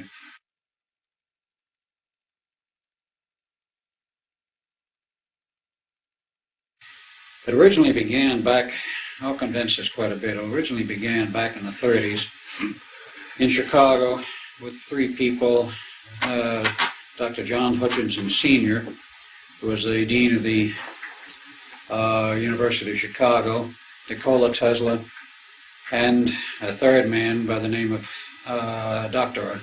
Kurtenauer, who was an Austrian physicist who was apparently on staff at the University of Chicago. They decided about that time to try and do something about all of the speculation rampant at that time and for years prior about things like invisibility and how could you possibly make an object invisible, and so on. They got together and researched the thing and did some work at the University of Chicago around 31, 32. In 33, the Institute of Advanced Studies at Princeton, New Jersey was formed, and the project was transferred there probably about 34. Now, one of the first people on staff at the University Institute of Advanced Studies was Dr. John Eric von Neumann, who is from Hungary, Budapest. He had his degree about 1925 in chemistry and 26 in physics, PhD in math. Taught in Europe for about 4 years, then transferred to the United States. He taught at the graduate school at Princeton for 3 years and was invited to join the Institute. Other people at the Institute, of course, included Albert Einstein, who left Germany in 1930, went to the California Institute of Technology for 3 years, taught there, then went to the Institute upon their invitation and acceptance. A lot of other people showed up there as time went on. But the project expanded about 1936. In the meantime, of course, Tesla was named as director of the project because he was a very good friend of a certain gentleman in the White House known as Franklin Delano Roosevelt, who he had originally met in 1917 when Roosevelt was the Secretary of the Navy, and Tesla was asked at that time to do some work for the government, for the war effort, which he did. And they maintained their friendship. When he became president, Roosevelt, insofar as I can determine, called him down to Washington and asked him, well, how would you like to work for the government again? And since he was not terribly flush with money at that time, namely Tesla wasn't, he accepted, became involved with this project insofar as being the director was concerned. He had already been involved.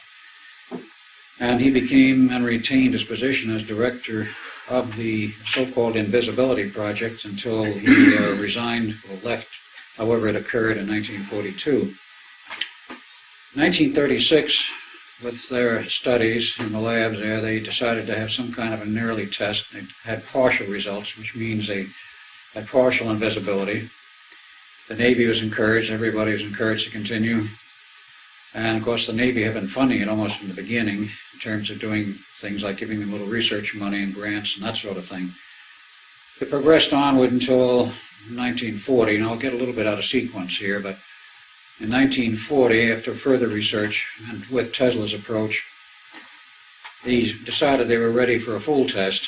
And they had a small Navy ship, probably a tender, and two adjacent vehicles, Brooklyn Navy Yard. And the two adjacent vehicles provided the power and the basic drives for the coils and the equipment they had on board the tender, with cables from either side, and the idea being if they're in the area of the Brooklyn Navy Yard with the cables, if something went wrong, they could cut the cables, and if they got desperate, they could sink the ship. Well, nothing of the kind happened. Everything worked, and the project was declared completely successful. But the important point of that 1940 test was there was no one on board the test vehicle. It was strictly a dry run, no people, no personnel. It's important because of what happened later. Now, in the meantime, other people came on board. There was a Dr. Gustav Le Bon, an associate of Van Neumann's, who became a close associate. There was a Dr. Clarkson, came in about 1940. Additionally, also came a T. Townsend Brown, who had had a strange history I won't go into. But he was joined the Naval Reserve about 1933, and about 1939 he was tapped on the shoulder for active service by the Navy, and they wanted him specifically because of his background in gravity, gravitics, high voltage and such, to work on the problem of the German magnetic mines. He was given the status of the head of a department to develop countermeasures for the German magnetic mines and other mines, minesweeper operations for the Navy.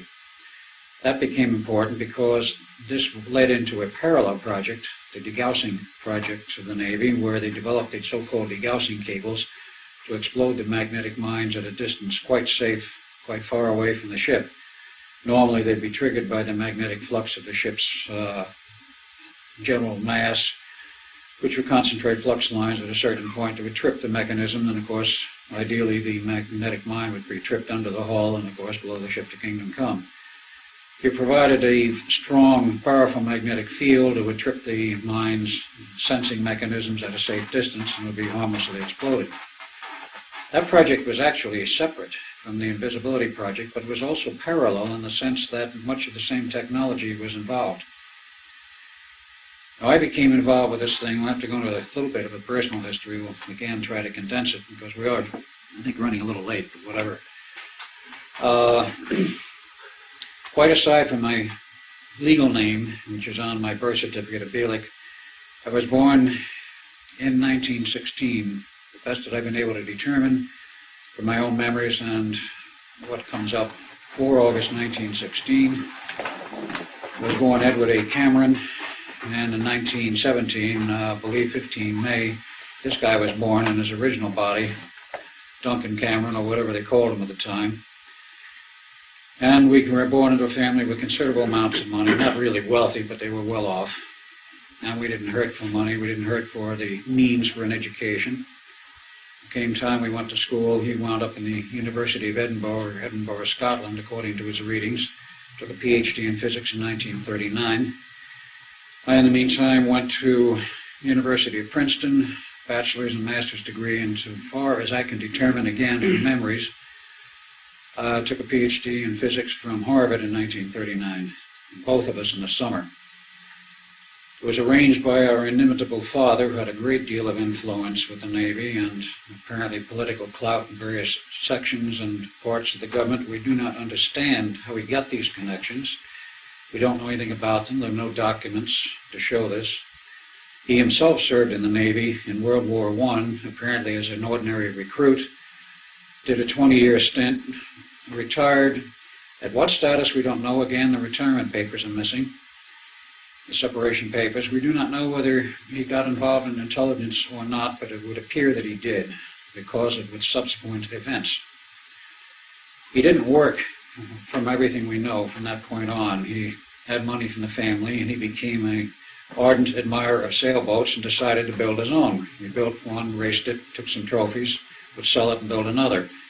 In between, he was traveling back and forth to Europe, and as had been previously mentioned, he became involved in the smuggling of German scientists, Jewish scientists, out of Nazi Germany into the U.S. This ceased in 1939 when the Cold War turned to a hot war. But he had connections. We don't know how they were obtained, where they went, but it was determined that the two of us would become part of this project. When we finished our education, we were invited to join and to enlist in the Navy. We were both given commissions, September 1939. And we then did about 3 months at Provincetown, Rhode Island Academy, the naval officers. In those days, they did the so-called 90-day wonder business. But we were already fairly well prepared. We didn't go through Annapolis or anything like this. And then we were sent to the project. We were there in 39 up until, for a period in 39, and then through 1940. At the time of the test in the Brooklyn Navy Yard, we were on board at the Princeton Institute of Advanced Studies, and we also had, at that time, offices in the Philadelphia Navy Yard, which again became rather important later. But we did a lot of shuttling back and forth as part of our job. And one of the reasons why we were chosen was that the Navy wanted two people to represent their interests and keep full tabs on what was going on in the tests and the development of the program, who were technically competent to report in detail what was going on and to report to the Navy in the appropriate reports which they required, exactly what was happening in our technical commentaries. And that's why the education. There's also another aspect of this involved, that aside from Tesla, who did not have a good formal education, he started out, but in 1979 his father died, and his first year in the university was terminated, and he had to go to work. He came to the U.S. in 84. He had enormous insight and an incredible intuitive insight, and solved his problems in that manner very competently. He had a perfect track record. But unlike he, Van Neumann had a PhD in math, and his mathematical background was in the turn of this century. And before he came to the United States, he met a number of other people. J. Robert Oppenheimer was in Germany at that time. He became important because at a later time Oppenheimer was involved with the atomic bomb project, but not with the invisibility program. Additionally, he met Dr. David, what was the mathematician's name? Hillman? Hilbert, who was a genius of a mathematician. He developed all kinds of new math. He was essentially contemporary with Van Neumann, who was born in 1905. Hilbert was born about 1912, and he had a PhD in math, but he developed whole new systems of math, about 5 different varieties, the most important of which, and for which he was well known, was a so-called Hilbert space. And this was a new means of describing mathematically multiple realities, multiple space, which became very important to the project. Van Neumann met him about 1925, 27, in that period, and took a lot of Hilbert's work and ran with it. And Van Neumann, in turn, developed all kinds of new systems of mathematics of his own. He was also known as a real genius of a mathematician. He was considered probably the most outstanding mathematician of this century. You know, some people think he was better than Einstein. Of course, others don't agree. But he developed many systems of his own, which became important. There was another man who was also very important as a mathematician, of which there was virtually no traceability at this time. It's an American by the name of Levinson, Dr. Levinson, born 1912, died, as far as I can determine, 1976. He's published 3 books on very involved mathematics. I finally was able to hold in my hands 2 of those 3 books. I found them very recently at the Institute of Advanced Studies Library in Princeton. Never been able to find them anywhere else, but no history of Levinson himself. He developed what was even more important, the so-called Levinson time equations. With that as a background, they were able then to go on and develop the whole system of the invisibility project as applied to a large part object. Now, in 1940, as I said, the test was successful. The Navy then decided they would go full bore, finance the thing with unlimited funds, and classify the project, of course. And we were part of it. Well, in 1941, the project was going on, and of course Tesla had full bore enthusiasm from the Navy, and they had full confidence from the President and everybody else to go ahead.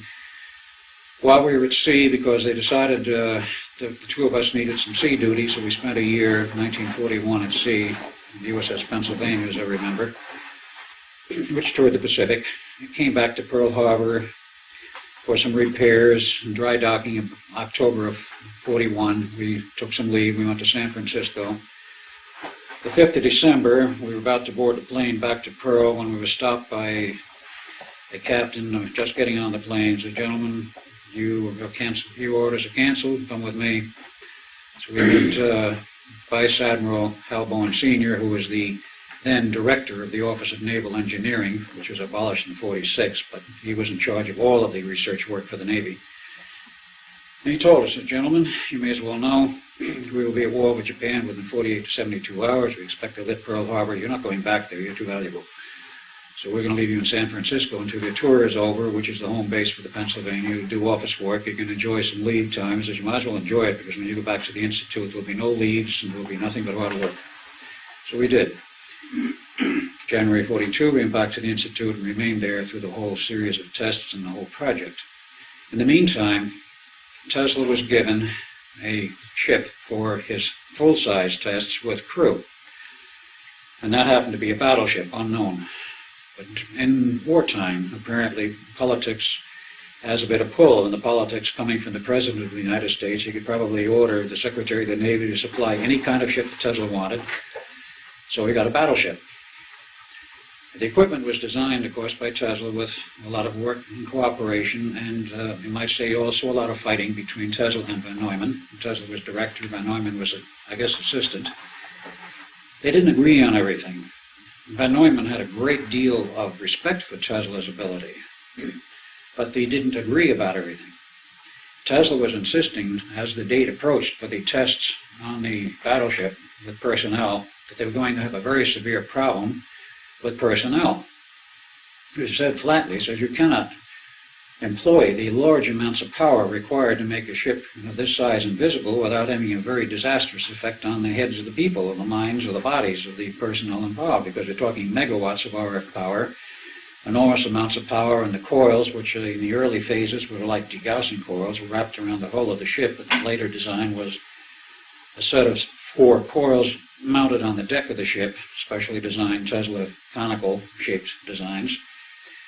And just interestingly enough, every transformer design ever built by Nikola Tesla was in conical. It was not round core. It was conically shaped, tapering towards a point at the top.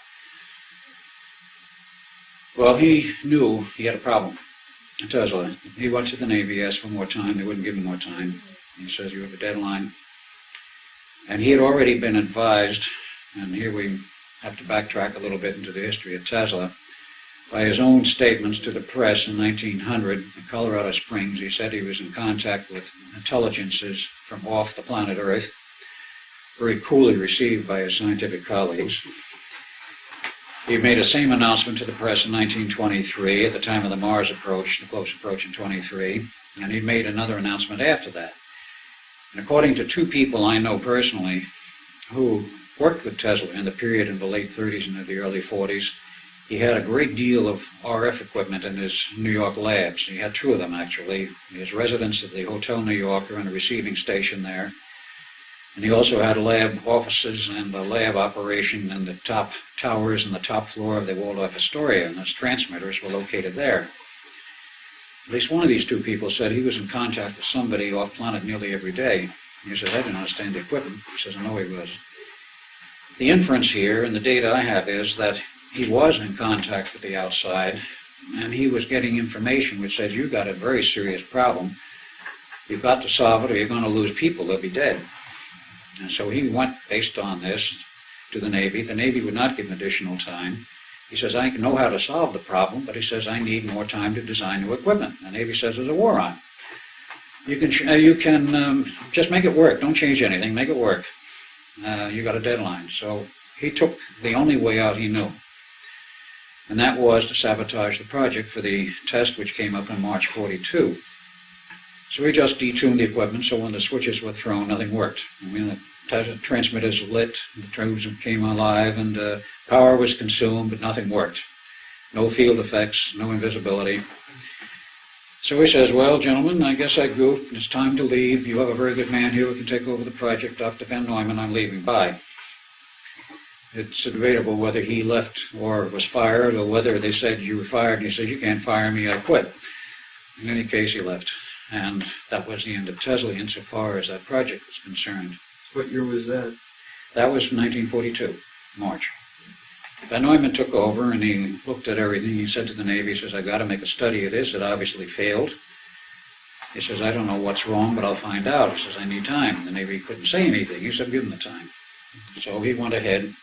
We were working with him at that time. We were back and forth between the Philadelphia Navy Yard office and, of course, the Institute.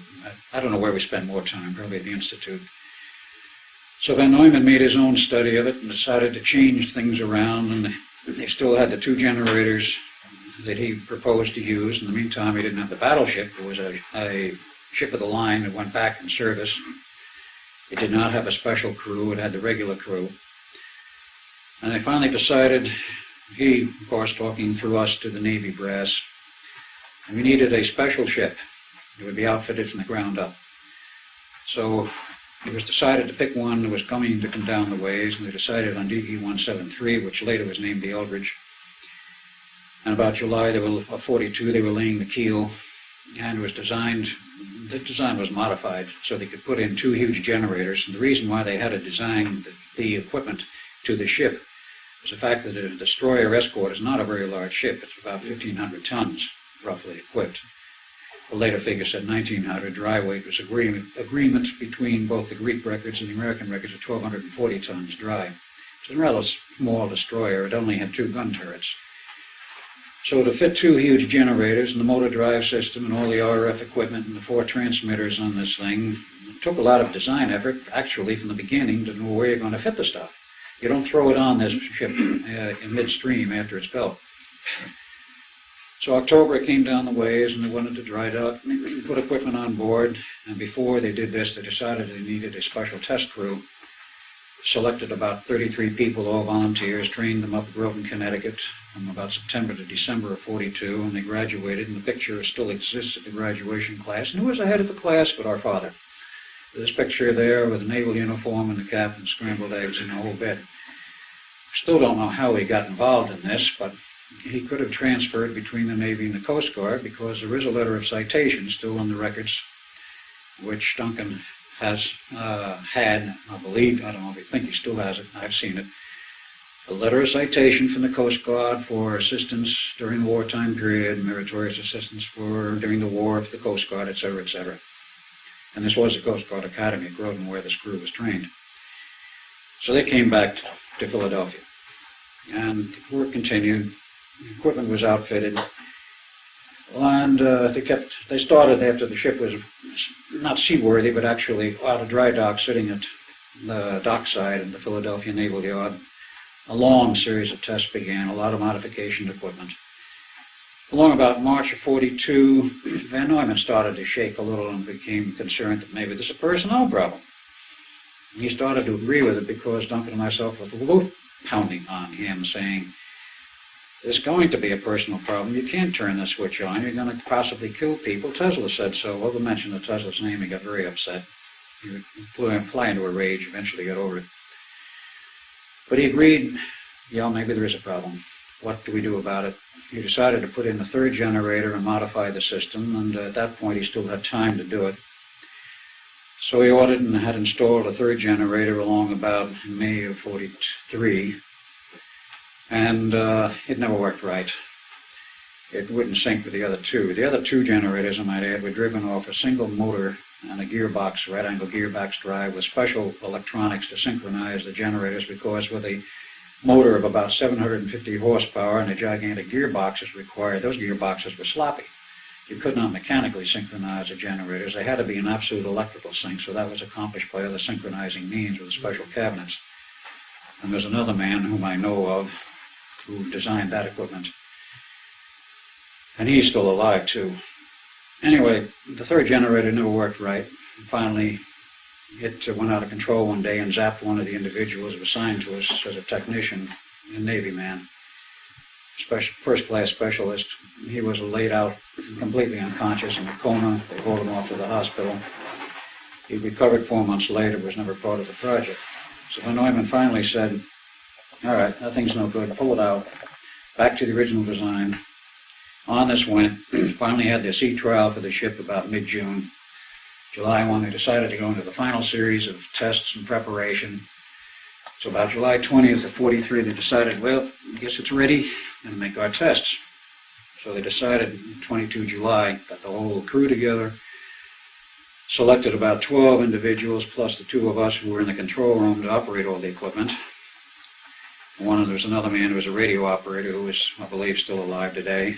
I've not been able to talk with him. So the fateful hour came. They ran the ship out into the harbor, stopped the engines. They did not drop anchor because they had to be floating free as it would be normally in service, and they could not ground the ship with the anchors. So it came to a stop. The orders came via radio, fire up and go through the procedures, in which we did. The ship became invisible optically as well as radar. And it lasted about 15-20 minutes. They finally said, okay, shut it off. Bring the ship back to dock, to the dockside berth, which was done by the crew. They boarded it to expect it, and they found out there were problems. There were a lot of people on that ship who were thoroughly disoriented, sick, nauseous, and otherwise not with it. No one was dead, no one was injured as such physically, but the mind effects were severe, both physiological and psychological. Navy said, okay, pull the crew off. What's wrong? Back to Dr. Van Neumann. He says, I don't know, got to find out.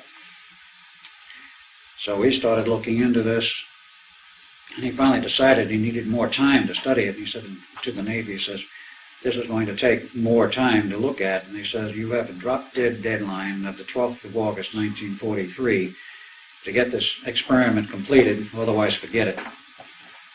And he says, that isn't enough time. He says, that's your deadline.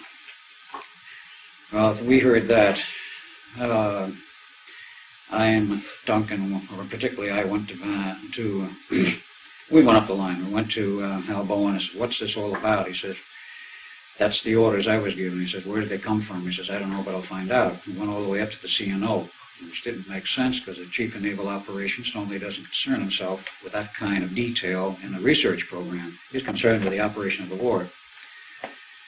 But of course, at the same time, there was the other project called the Atomic Bomb Project, Manhattan Project, as it was known then, which was vying with this as the secret weapon for the war. So as things went on, there were night and day operations to get this equipment in order. Van Neumann made changes because the Navy finally decided they don't want optical invisibility, they don't want radar invisibility only. At that time, we didn't have inertial guidance systems. We didn't have lower-end shore-end worldwide. And, of course, if you didn't have radar to see where an adjacent ship was, you better be able to see it physically. Otherwise, in the fleet, you might ram each other at sea at night. So that was the orders. He modified the equipment. On the 12th of August, rather shaking as we went out into our station, we knew things were wrong. And, well, we followed orders. The orders were, at the appropriate time, turn on the equipment, which we did. For about 60 or 70 seconds, everything looked good. They got the radar invisibility. The ship outline could be seen hazily. It was still more or less visible. And then, as memory serves, and as the observers said later, there was a flash of light, blue flash, and the ship just disappeared. Wasn't seen anymore, no outline in the water, no hull, nothing. No radio communication, gone for about 3 hours. And it came back. they knew immediately something was wrong because one of the masts, the principal radio mast, which had been designed by T. Townsend Brown, along with some of the transmitter equipment and modifications, was broken. There was some superstructure damage, and they couldn't get any radio communications, and they couldn't get the ship to maneuver, so they went out and boarded it, and that's when they found the real extent of the problem.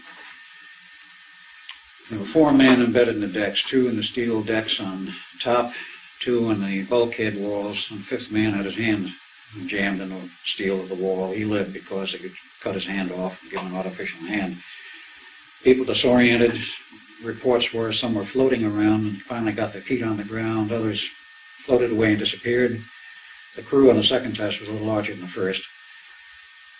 And a number who were just plain totally insane. So the Navy said, get that ship back in here, get the crew off. They held 4 days worth of meetings. What's wrong? What do we do now? And this, of course, involved all the top brass, plus Van Neumann, plus the scientists. They couldn't come to any real conclusions as to what was wrong or what to do. And eventually decided there would be one more test on the Eldridge, and there would be a dry run again like the original one. No personnel. Rebuilt the equipment. They would run it by remote cables, about 1,000 foot of cable from the adjacent ship. No generators on the ship itself. Everything on the ship as it was originally for the second test. But they would use the crew to take it out into the outer harbor at night and then remove the crew and control the equipment remotely, which they did in late October. And same results in essence, but no crew to be damaged. The ship disappeared for about 20 minutes, came back. A lot of equipment was missing, 2 transmitter cabinets, 1 generator. Everything in the control room was a burned out shambles, even though nobody was there. The 1 cabinet with the 0 time reference generator was still intact. The Navy at that point just said, that's it, and wipe our hands of it, strip the ship, re-outfit it so it can go to sea, and of course it had already been christened and properly commissioned with its regular officer, which is of record, and sometime in the fall it was ready and went to sea, and the log, which was later recovered by the Greeks after the war was over, and the Eldridge, which had gone into mothballs in 1946 and was transferred to the Greek Navy in 1951, the log had all of the pages missing prior to January 144. So the problem, and the question was, what really happened? What went wrong? Now this is where, at that time, we didn't know what was going on. But that is, after the first test, we didn't see anything wrong. After the second test, we knew what was going on. That is, he and I did, because what happened was very, very bizarre. The ship disappeared into hyperspace. The important point was there was another experiment going on at the same time, and that was the Phoenix Project, which 12 August 1983 was exactly 40 years to the day later. And what's important about this is the fact that it was a 40-year separation exactly, actually a multiple of 20 years. Work done since then, or perhaps during that period and ongoing, has shown that, like humans who have a biorhythm, the Earth has a biorhythm. And the Earth's biorhythms peak out, 4 of them, 20 years to the day, plus or minus maybe half a day, every 20 years on August 12th, 1943, 63, 83, 2003, whatever. And it just happened to peak, or shall we say, maybe it just happened, maybe it was arranged this way. The August test in 43, August 12th, coincided with the station running August 12th, 83, and provided an additional function which provided the connecting link through the Earth's fields for the 2 experiments to lock up in hyperspace. The ship was pulled into hyperspace completely. And the only way it could be returned was we decided, he and I, we couldn't control the ship. We knew something was drastically wrong. We tried to shut the equipment off, and we could not. We tried pulling handles and everything. Nothing would yield. We just got half electrocuted. We finally decided, let's get out of here. Well, where do we go? We jump over the side and land in the bay, get away from this thing. Well, we jumped overboard, and we didn't land in the bay. We wound up through a time tunnel and wound up standing on dry ground at Montauk in 1983, August 12th at night. And of course, we were found very quickly. We were taken downstairs. Van Neumann greeted us. So he knew you. Of course he knew us. He knew we were coming. The thing was a bit of a shock because here we were just working with Van Neumann 43, who was a young man essentially, and here we see Van Neumann 83, an old man, who knew we were coming, knew what it was all about, and said, "Gentlemen, we have a problem." He said, "We have a lockup through hyperspace." And I said, "We knew this was going to happen because I had the records." He said, "I've lived with this 40 years waiting for this day," so to speak. He says, "We can't shut this thing down because the Eldridge is the source of the power running this thing from the other end. It's in hyperspace. It says, you guys have to go back and shut the thing off." He says, "We know you did. The records say so. But of course you haven't done it yet, but you're going to have to go back and shut it off." So he says, "Shut it off any way you can. Destroy it physically if you have to," which is, of course, what we did. We went back to the Eldridge. They had, of course, the time capability to send us back directly to their spot and location. Quite aside from the movie and what it said. We went back, we took out the axis, and we just started cutting cables right and left till the generators shut down and the equipment was off. We smashed tube banks, we smashed equipment, we cut cables, we cut everything in sight. Generators went down, the ship returned to its original point in space and time about 3 hours later. And of course, the Navy found what was there. I remained with the ship, he went back to 83. Begins another part of the story, but from that point on, 43 on, Van Neumann in 43 didn't know what had happened except what I told him. He didn't believe it. But he had equipment which enabled myself to go back and forth between 43 and 83. He had another set of equipment in the labs, which actually was the early equipment, which was the prototype. And he had modified it, which the Navy didn't know at that time, to be a full-blown time travel machine.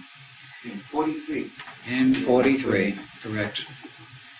See, the Germans also were working on the time travel project, and they had it working in 45, just before the war ended, in Germany. This is also a matter of record. So, in any case, trips were made back and forth. He was finally convinced. And it was too late to do anything about the experiment in the second phase.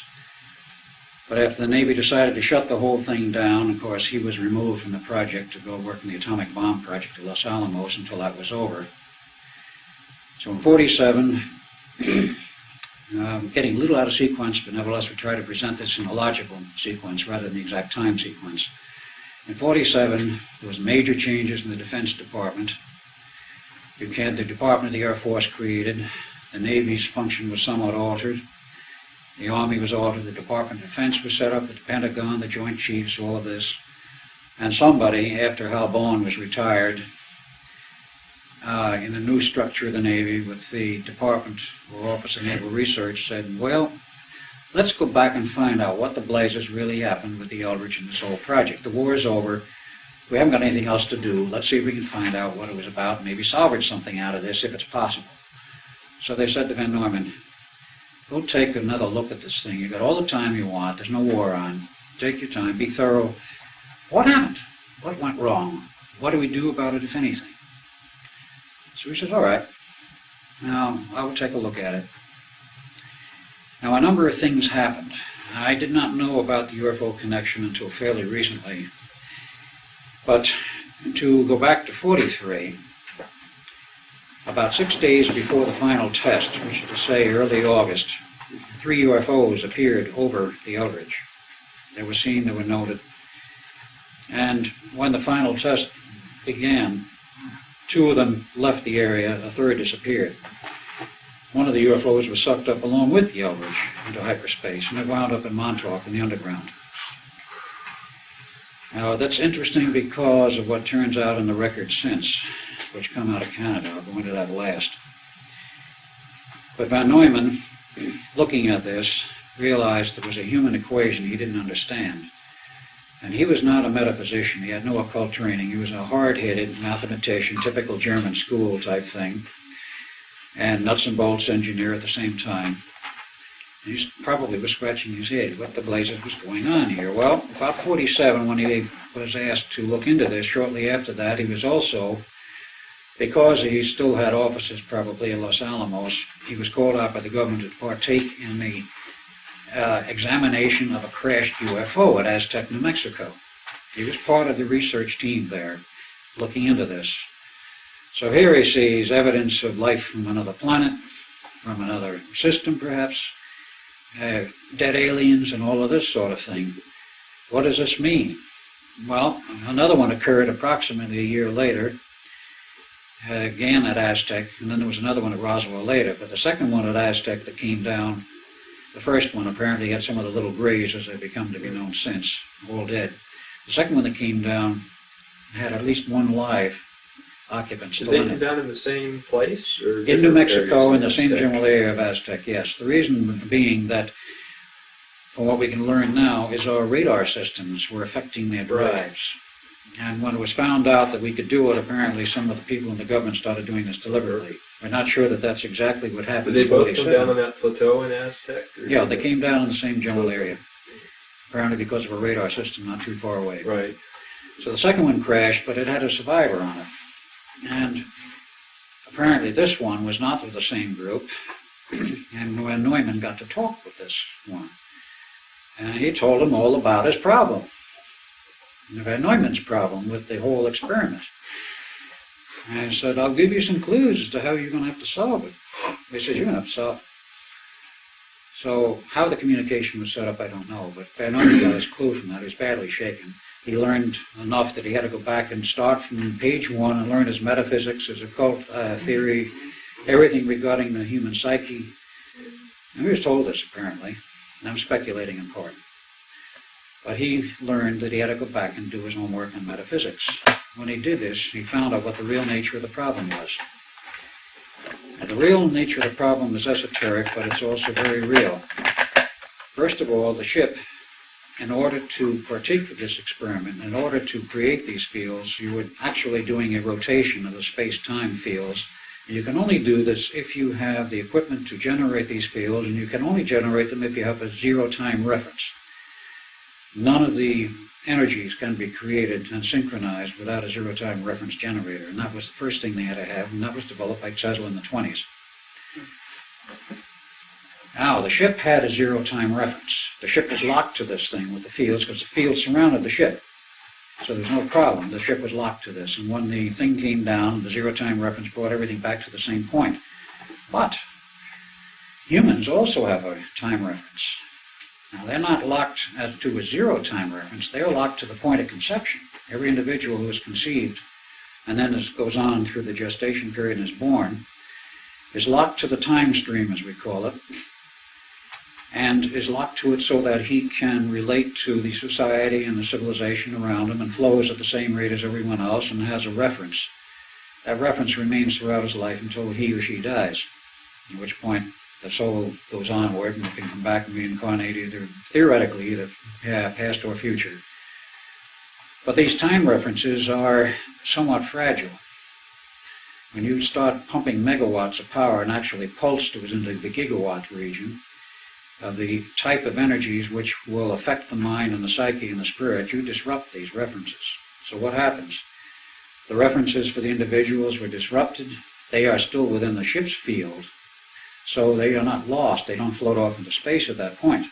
But when the ship's fields come down, if those individuals' references are knocked loose, as everyone on deck was, and those below, behind the steel barriers, so to speak, which are shields against both the RF and magnetic energies, they were not affected, and we weren't because of that.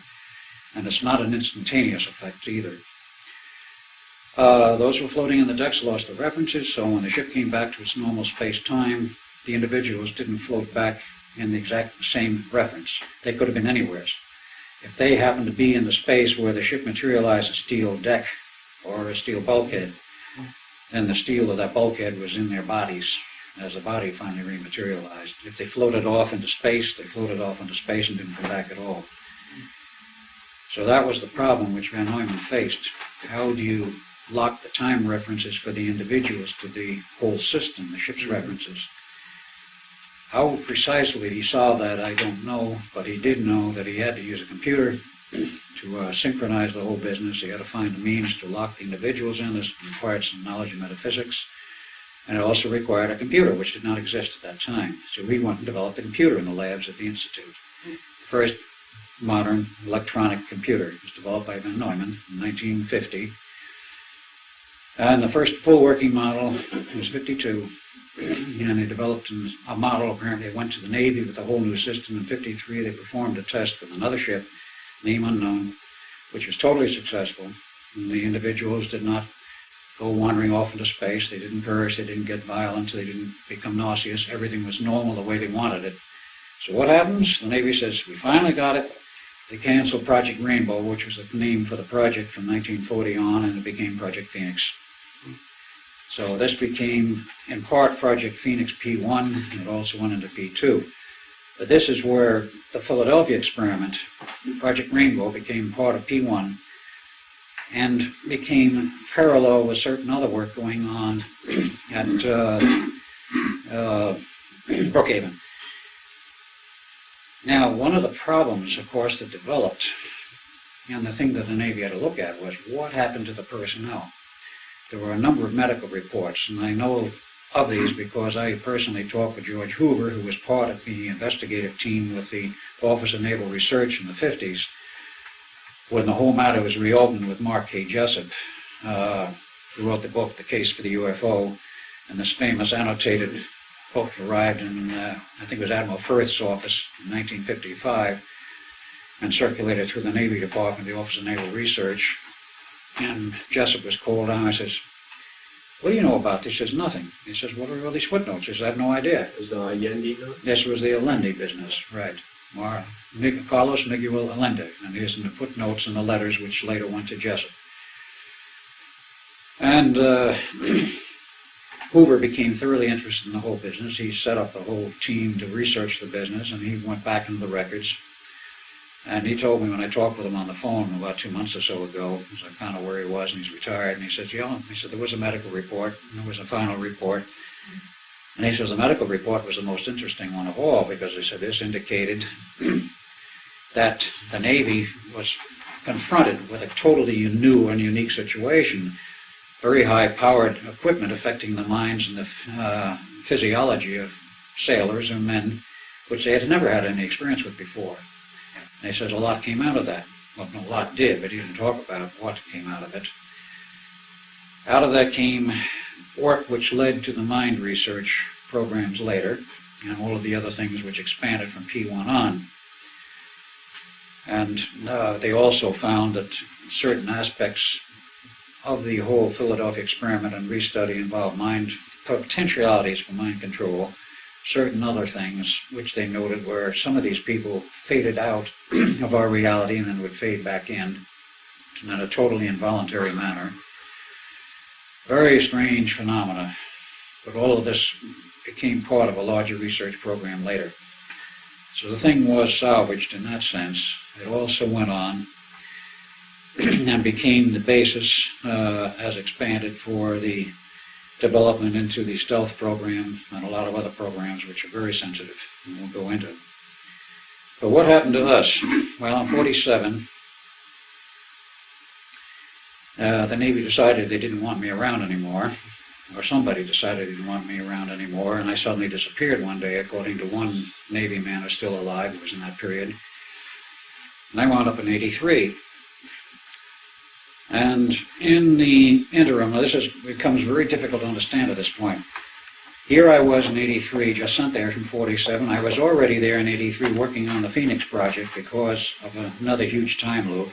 He was there working on the project in 83, and he was also there because of the Philadelphia experiment. So they had to take great pains to keep myself and myself apart, if you understand what I'm saying, and himself apart, because of two people running through a time loop, the same person, absolutely, through a time loop, meet each other. It's a disaster.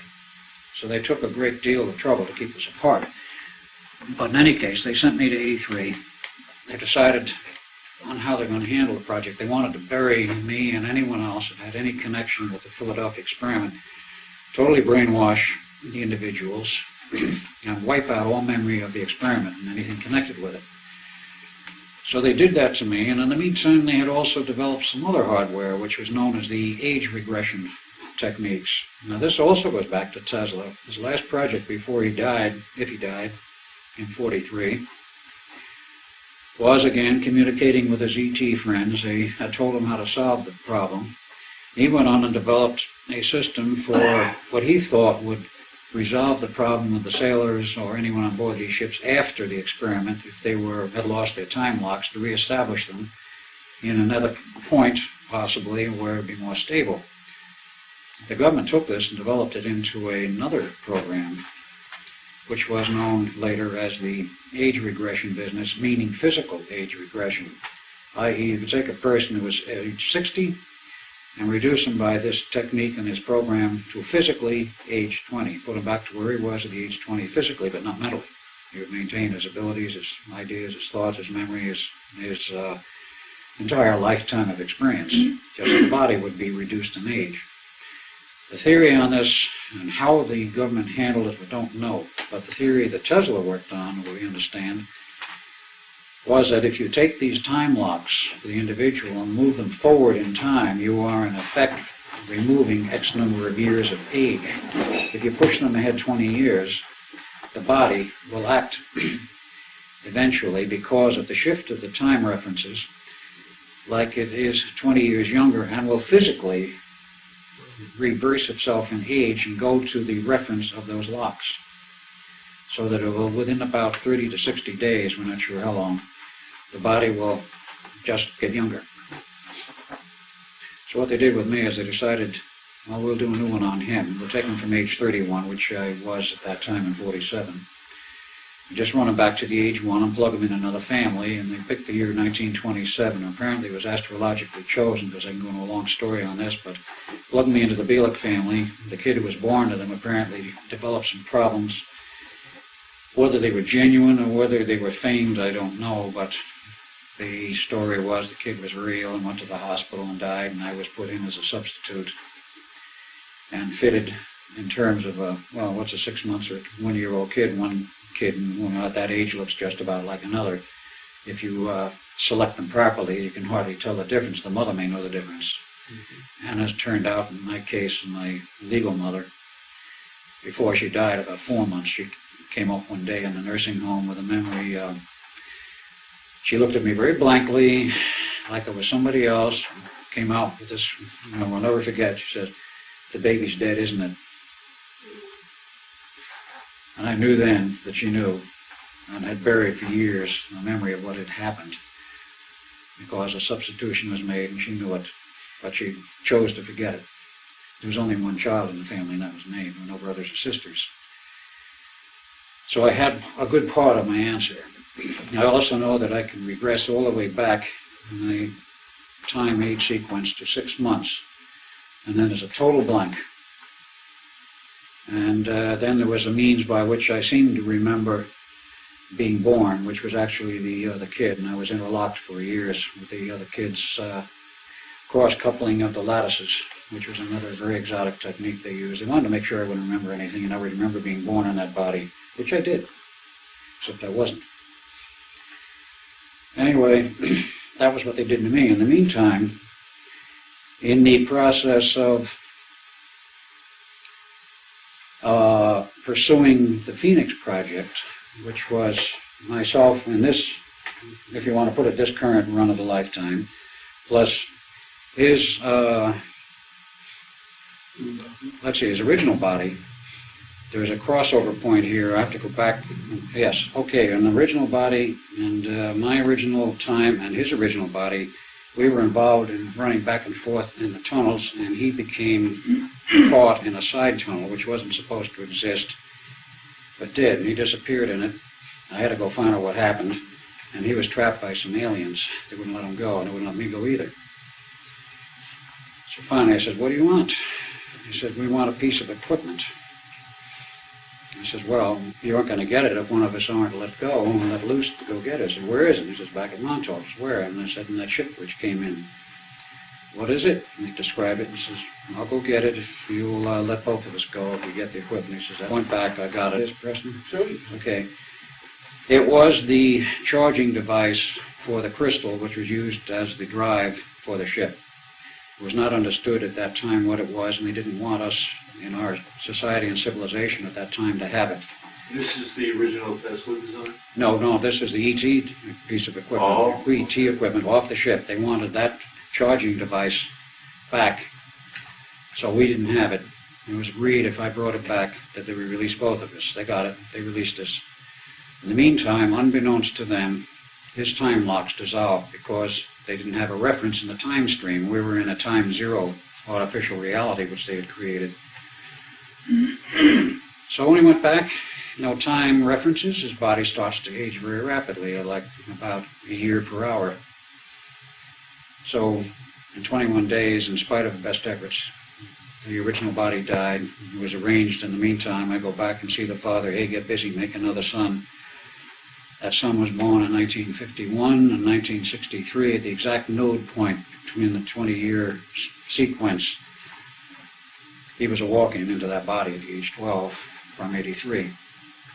Now, how all of this was accomplished in terms of technology and metaphysics, I can't answer because I don't know, but it was done. He has the memories, I have the memories. The research, which has been done by Preston, shows quite conclusively in terms of mathematics and otherwise that this all fits. So he now has the memories that come back, and of course he was chosen to be part of the Phoenix Project, the later run of it as he became involved. I was also chosen to become involved with it, and I was involved with it for years. Both of us were. Which aliens held you in And we don't know which group it was, but it was the friends of, as part of the same group of the ones who were trapped underground. They came out alive, all 7 of them. And we worked with them for a while. 3 of them decided to talk. Pruitt was very much concerned about an alien invasion, and apparently quite correctly so. And he gave me the assignment of getting these guys to talk, finding out what their language is, decoding it, learning what was in their manuals, and trying to figure out what made their ship stick. Well, this is a little bit out of time sequence in a way, but nevertheless, we don't know where it fits in terms of absolute time and not temporal time to this dream. But as I remember, 3 of them talked. We learned what we needed to. The other 4 didn't like it. They never talked. One of them was apparently the captain of the crew. They murdered the 3 that talked. Those 4 were then put in deep freeze. And there they remained until the station went down and all power was shut off eventually, and he probably deteriorated after that. Now, were they captured like in 47 time or in 83 time? 83 time. They started in 43 and wound up in 83. And they didn't get back like you did? No, they did not get back. Though the others that we ran into in the side chute of this tunnel, we were told never go down the side chute. He said, they don't exist theoretically, but we know they're there. They've had reports, apparently, of it. He said, don't ever go down and go through the main tunnel. For some reason, he got distracted on the side tunnel. Why, I don't know. It happened. What did you learn from the aliens? You said you had to speak with them. Did you learn about their hieroglyphics, their language? We learned about their language. We were able to decode their manuals, and the concern was this a vanguard of an invasion force? And? I'm not sure what really came out of that. This was in 83. This was in the, well, maybe it was 83, maybe it wasn't. Right. I say I don't know the exact point in temporal time because I've been involved in that project at so many points Right. that when you're taken back to your point of origin, you're automatically erased and you don't really know where that time was.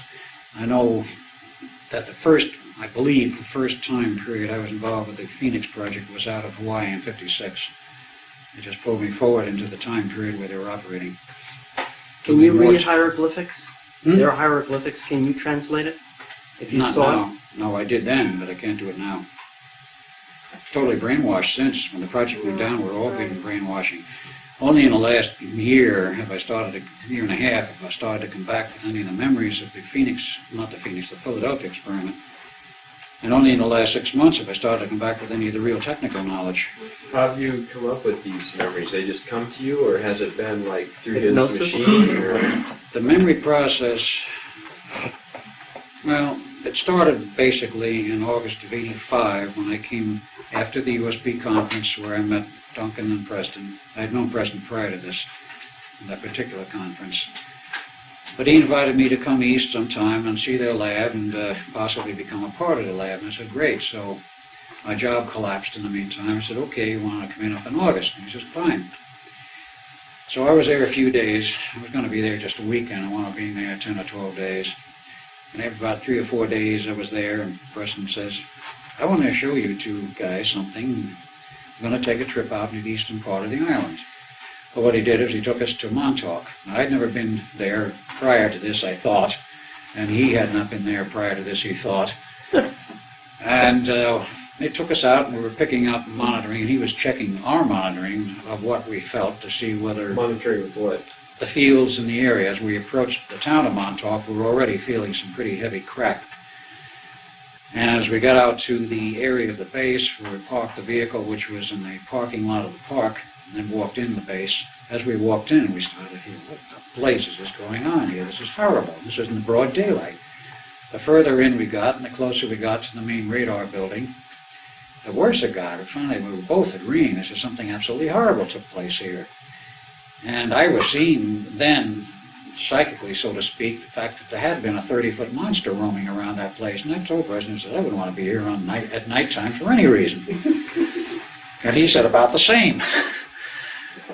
But that was my reintroduction, really. Right. That was the basis upon which, at a later time, I started to remember.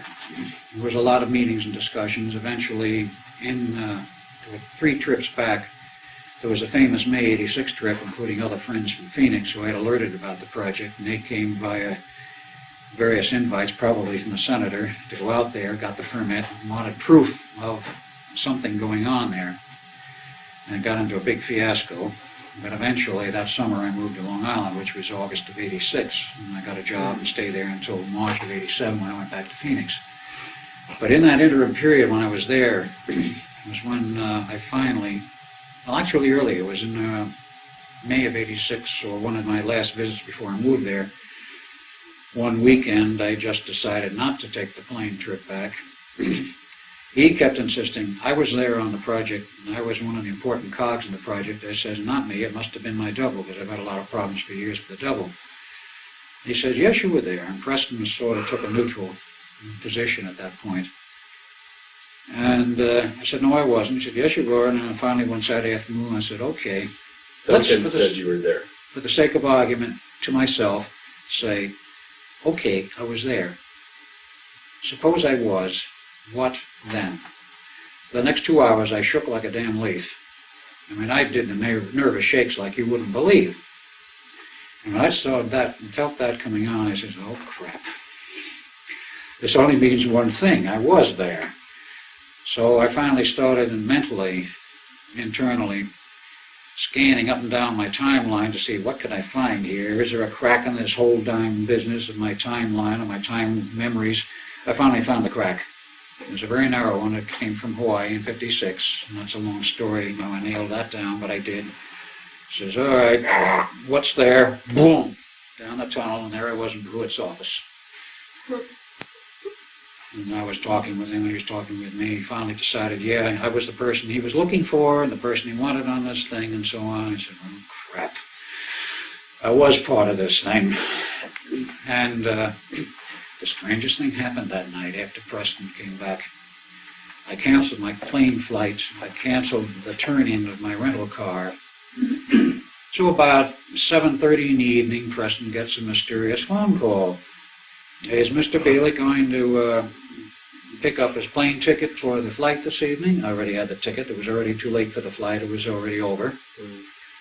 A little while later, another phone call. Is Mr. Bielek going to turn in his rental car? And it was too late to turn it in. Third phone call about something or other related to me, and then another phone call came from someone alleging to be Mr. William Van Bice, who I knew very well, and Preston knew not too well, but he knew him. Speaking on the phone in a very drunken voice, you're Preston Nichols? Yes. I don't like you. I don't like you because you have stolen my work. You've done this and this and this and this and on like this in a very drunken tone of voice. He's saying to me, he says, Bill. I said, why? They said, this guy is talking like he's drunk out of his mind and blaming me for everything.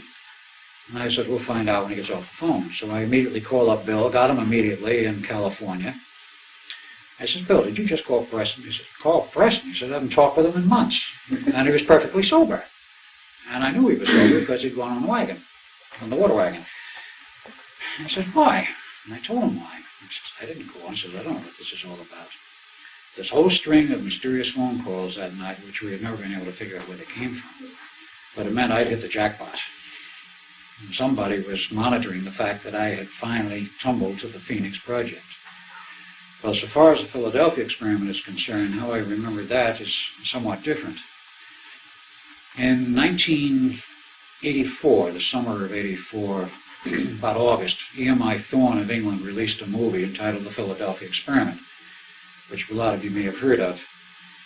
And that showed at Sedona, Arizona for a week. I was in Sedona at the time. Friends went to it. They didn't invite me. And I went and was going to go see it, but I never made it. 2 weeks later, it was totally missing from the American scenario. It was gone. Well, the story, which turns out much later, was that 3 days prior to its release, EMI Thorne in England got a letter from the U.S. government saying, we don't want this movie shown in the U.S. We just don't want it shown, period. EMI Thorne said, well, what do we do? I said, well, let's play dead like we never got the letter. We already have our commitment dates for release in the U.S. We'll just go ahead and release it, which we did. Got another letter from the U.S. government. We don't want this movie shown, period. So EMI Thorne couldn't ignore the second communication, so they fired back, and if you want it stopped, they said, you're going to have to get a federal court order banning it. And he says, we will. And they did. Banned for 2 years. In 86, they got a counter-injunction by releasing the first one, and it was shown from that point on, from 86 on, as a tape. Can that be proven? Because I mean, if there was a federal court order, it should be record. It should be, but we haven't pursued it. And this is the information which basically Preston turned up because he became involved in this thing for another reason. That's very unusual for like a science fiction movie. Yeah, for a science fiction movie, right. Well, in any case, came December of 87. About 4 a.m. one morning, I was watching HBO. I just happened to tune in on the tail end of a movie which they'd shown, and they said, well, for our next feature tonight, we will show the Philadelphia Experiment. We just went up like this, and I said, oops, I'm staying up to watch this thing, because I had not seen it and wanted to see it. So it went on from 4 until about 6 or sometime with commercial breaks and all of that. And they first turned this thing on and started going through the initial sequences, and the two main characters in the movie, I looked at this thing and I was turned inside out. I said, what the shit is this all about? What does this mean to me? At that point, no memories. After 4 viewings of this video, it started to come back. It had literally had to hit me over the head 4 times before the memories finally started to come through. And at that point, he hadn't even seen the movie or the video. In March of 88, there was a music festival in Lexington, Kentucky, called EKU Music Festival, Eastern Kentucky University. We all went down to it. And I brought the video with me. I bought it in the meantime. And I said to Preston and Duncan, I said, let's get a video player, because they had TV equipment in the motel rooms. I asked Duncan, you ever seen it? No. I said, would you like to see it? Yeah. So we rented a video player. I showed it to him. He went absolutely inside out when he saw this thing, particularly one sequence in the end. He tried to crawl into the light outlet. Literally. Threw furniture around, crawled under the little table between the 2 beds. Preston? Yes, Preston. When he gets disturbed, it becomes physically very violent. I mean, he didn't smash furniture. Now, he didn't literally try to smash furniture. He got thrown, tossed. He tried to crawl on the light outlet, and I said, Duncan, it's over. He says, come on out of here. And he says, well, so I guess one could learn to live like this. And he crawled out from underneath, and we tried to figure out what was this all about. Well, every time he's seen the movie since, he's turned inside out, though a little less each time. The last time I showed it was quite recently, during the period of my trip here, and he was getting quite upset even during the showing of the same sequence, which is near the end of it. And It has a very, very powerful impact for him. It does for me too. What is Duncan's original birthday? His original birthday? Yeah. 15 May 1917.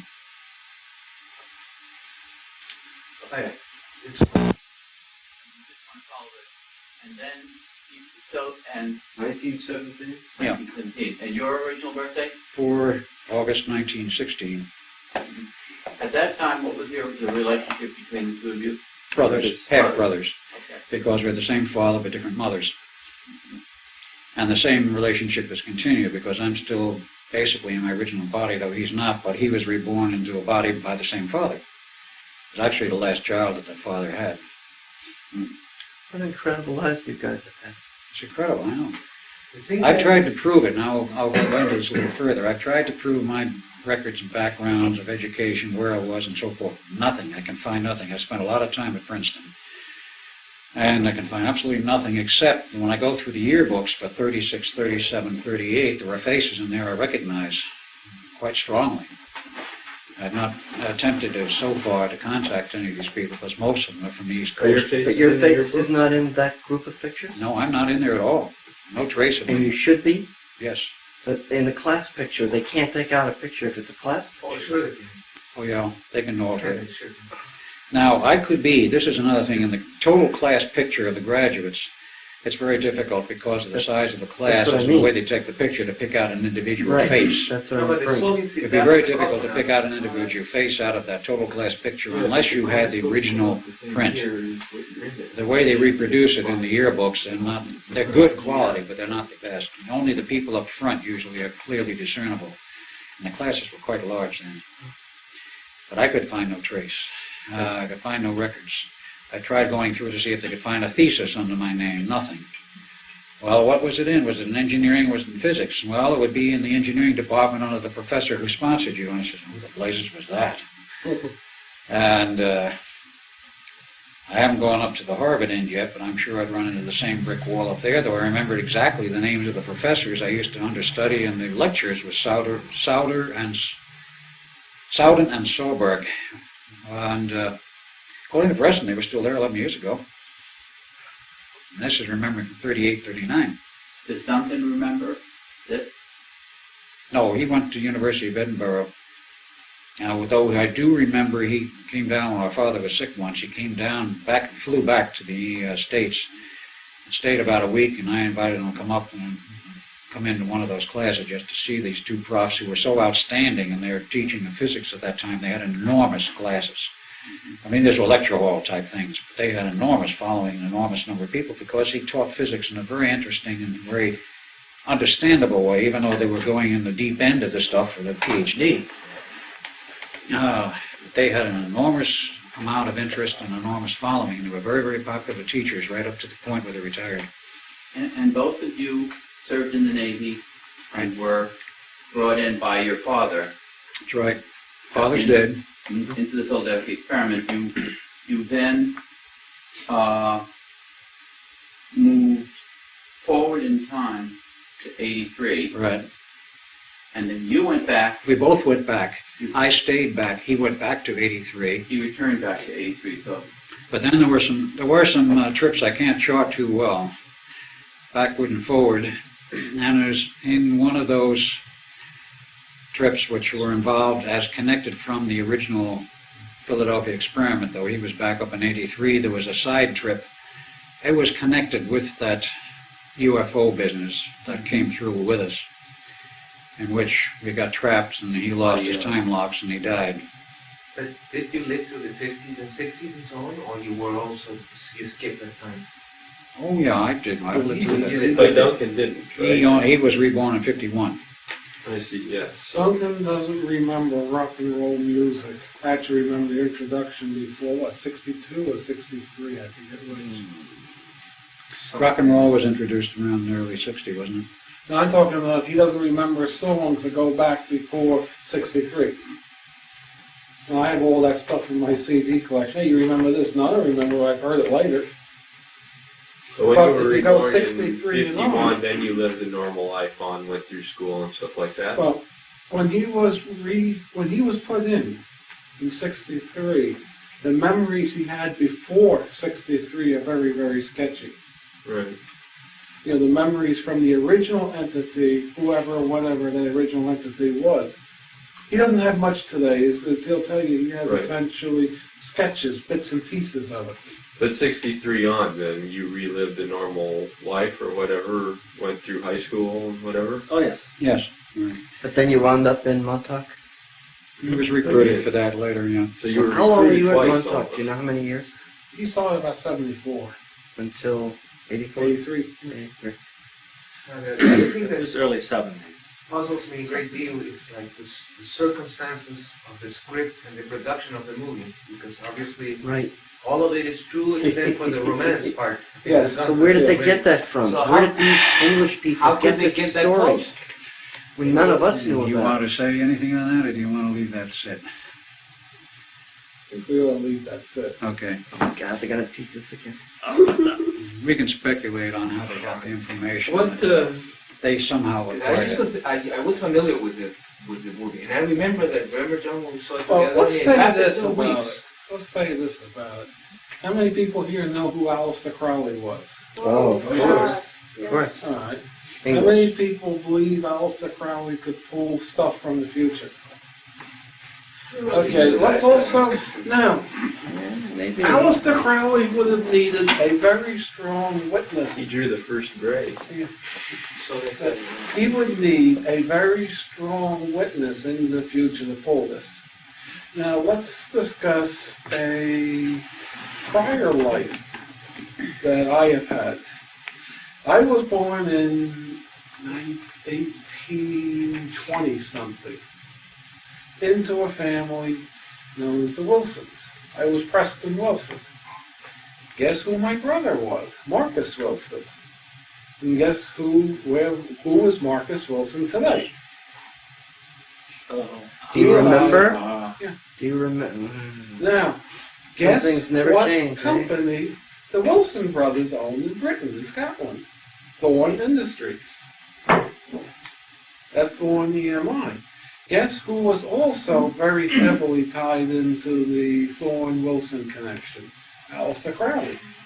Who is Aleister Crowley? I don't know. Oh, he was a dark magician. He was a very dark magician. He was a black magician Very by black. some people's descriptions. He was questionable, but he was into magic, the Labor 666, the Right. book called Magick, and this whole business. He was infamous the Golden in England Dawn. in the turn of the century. Yeah.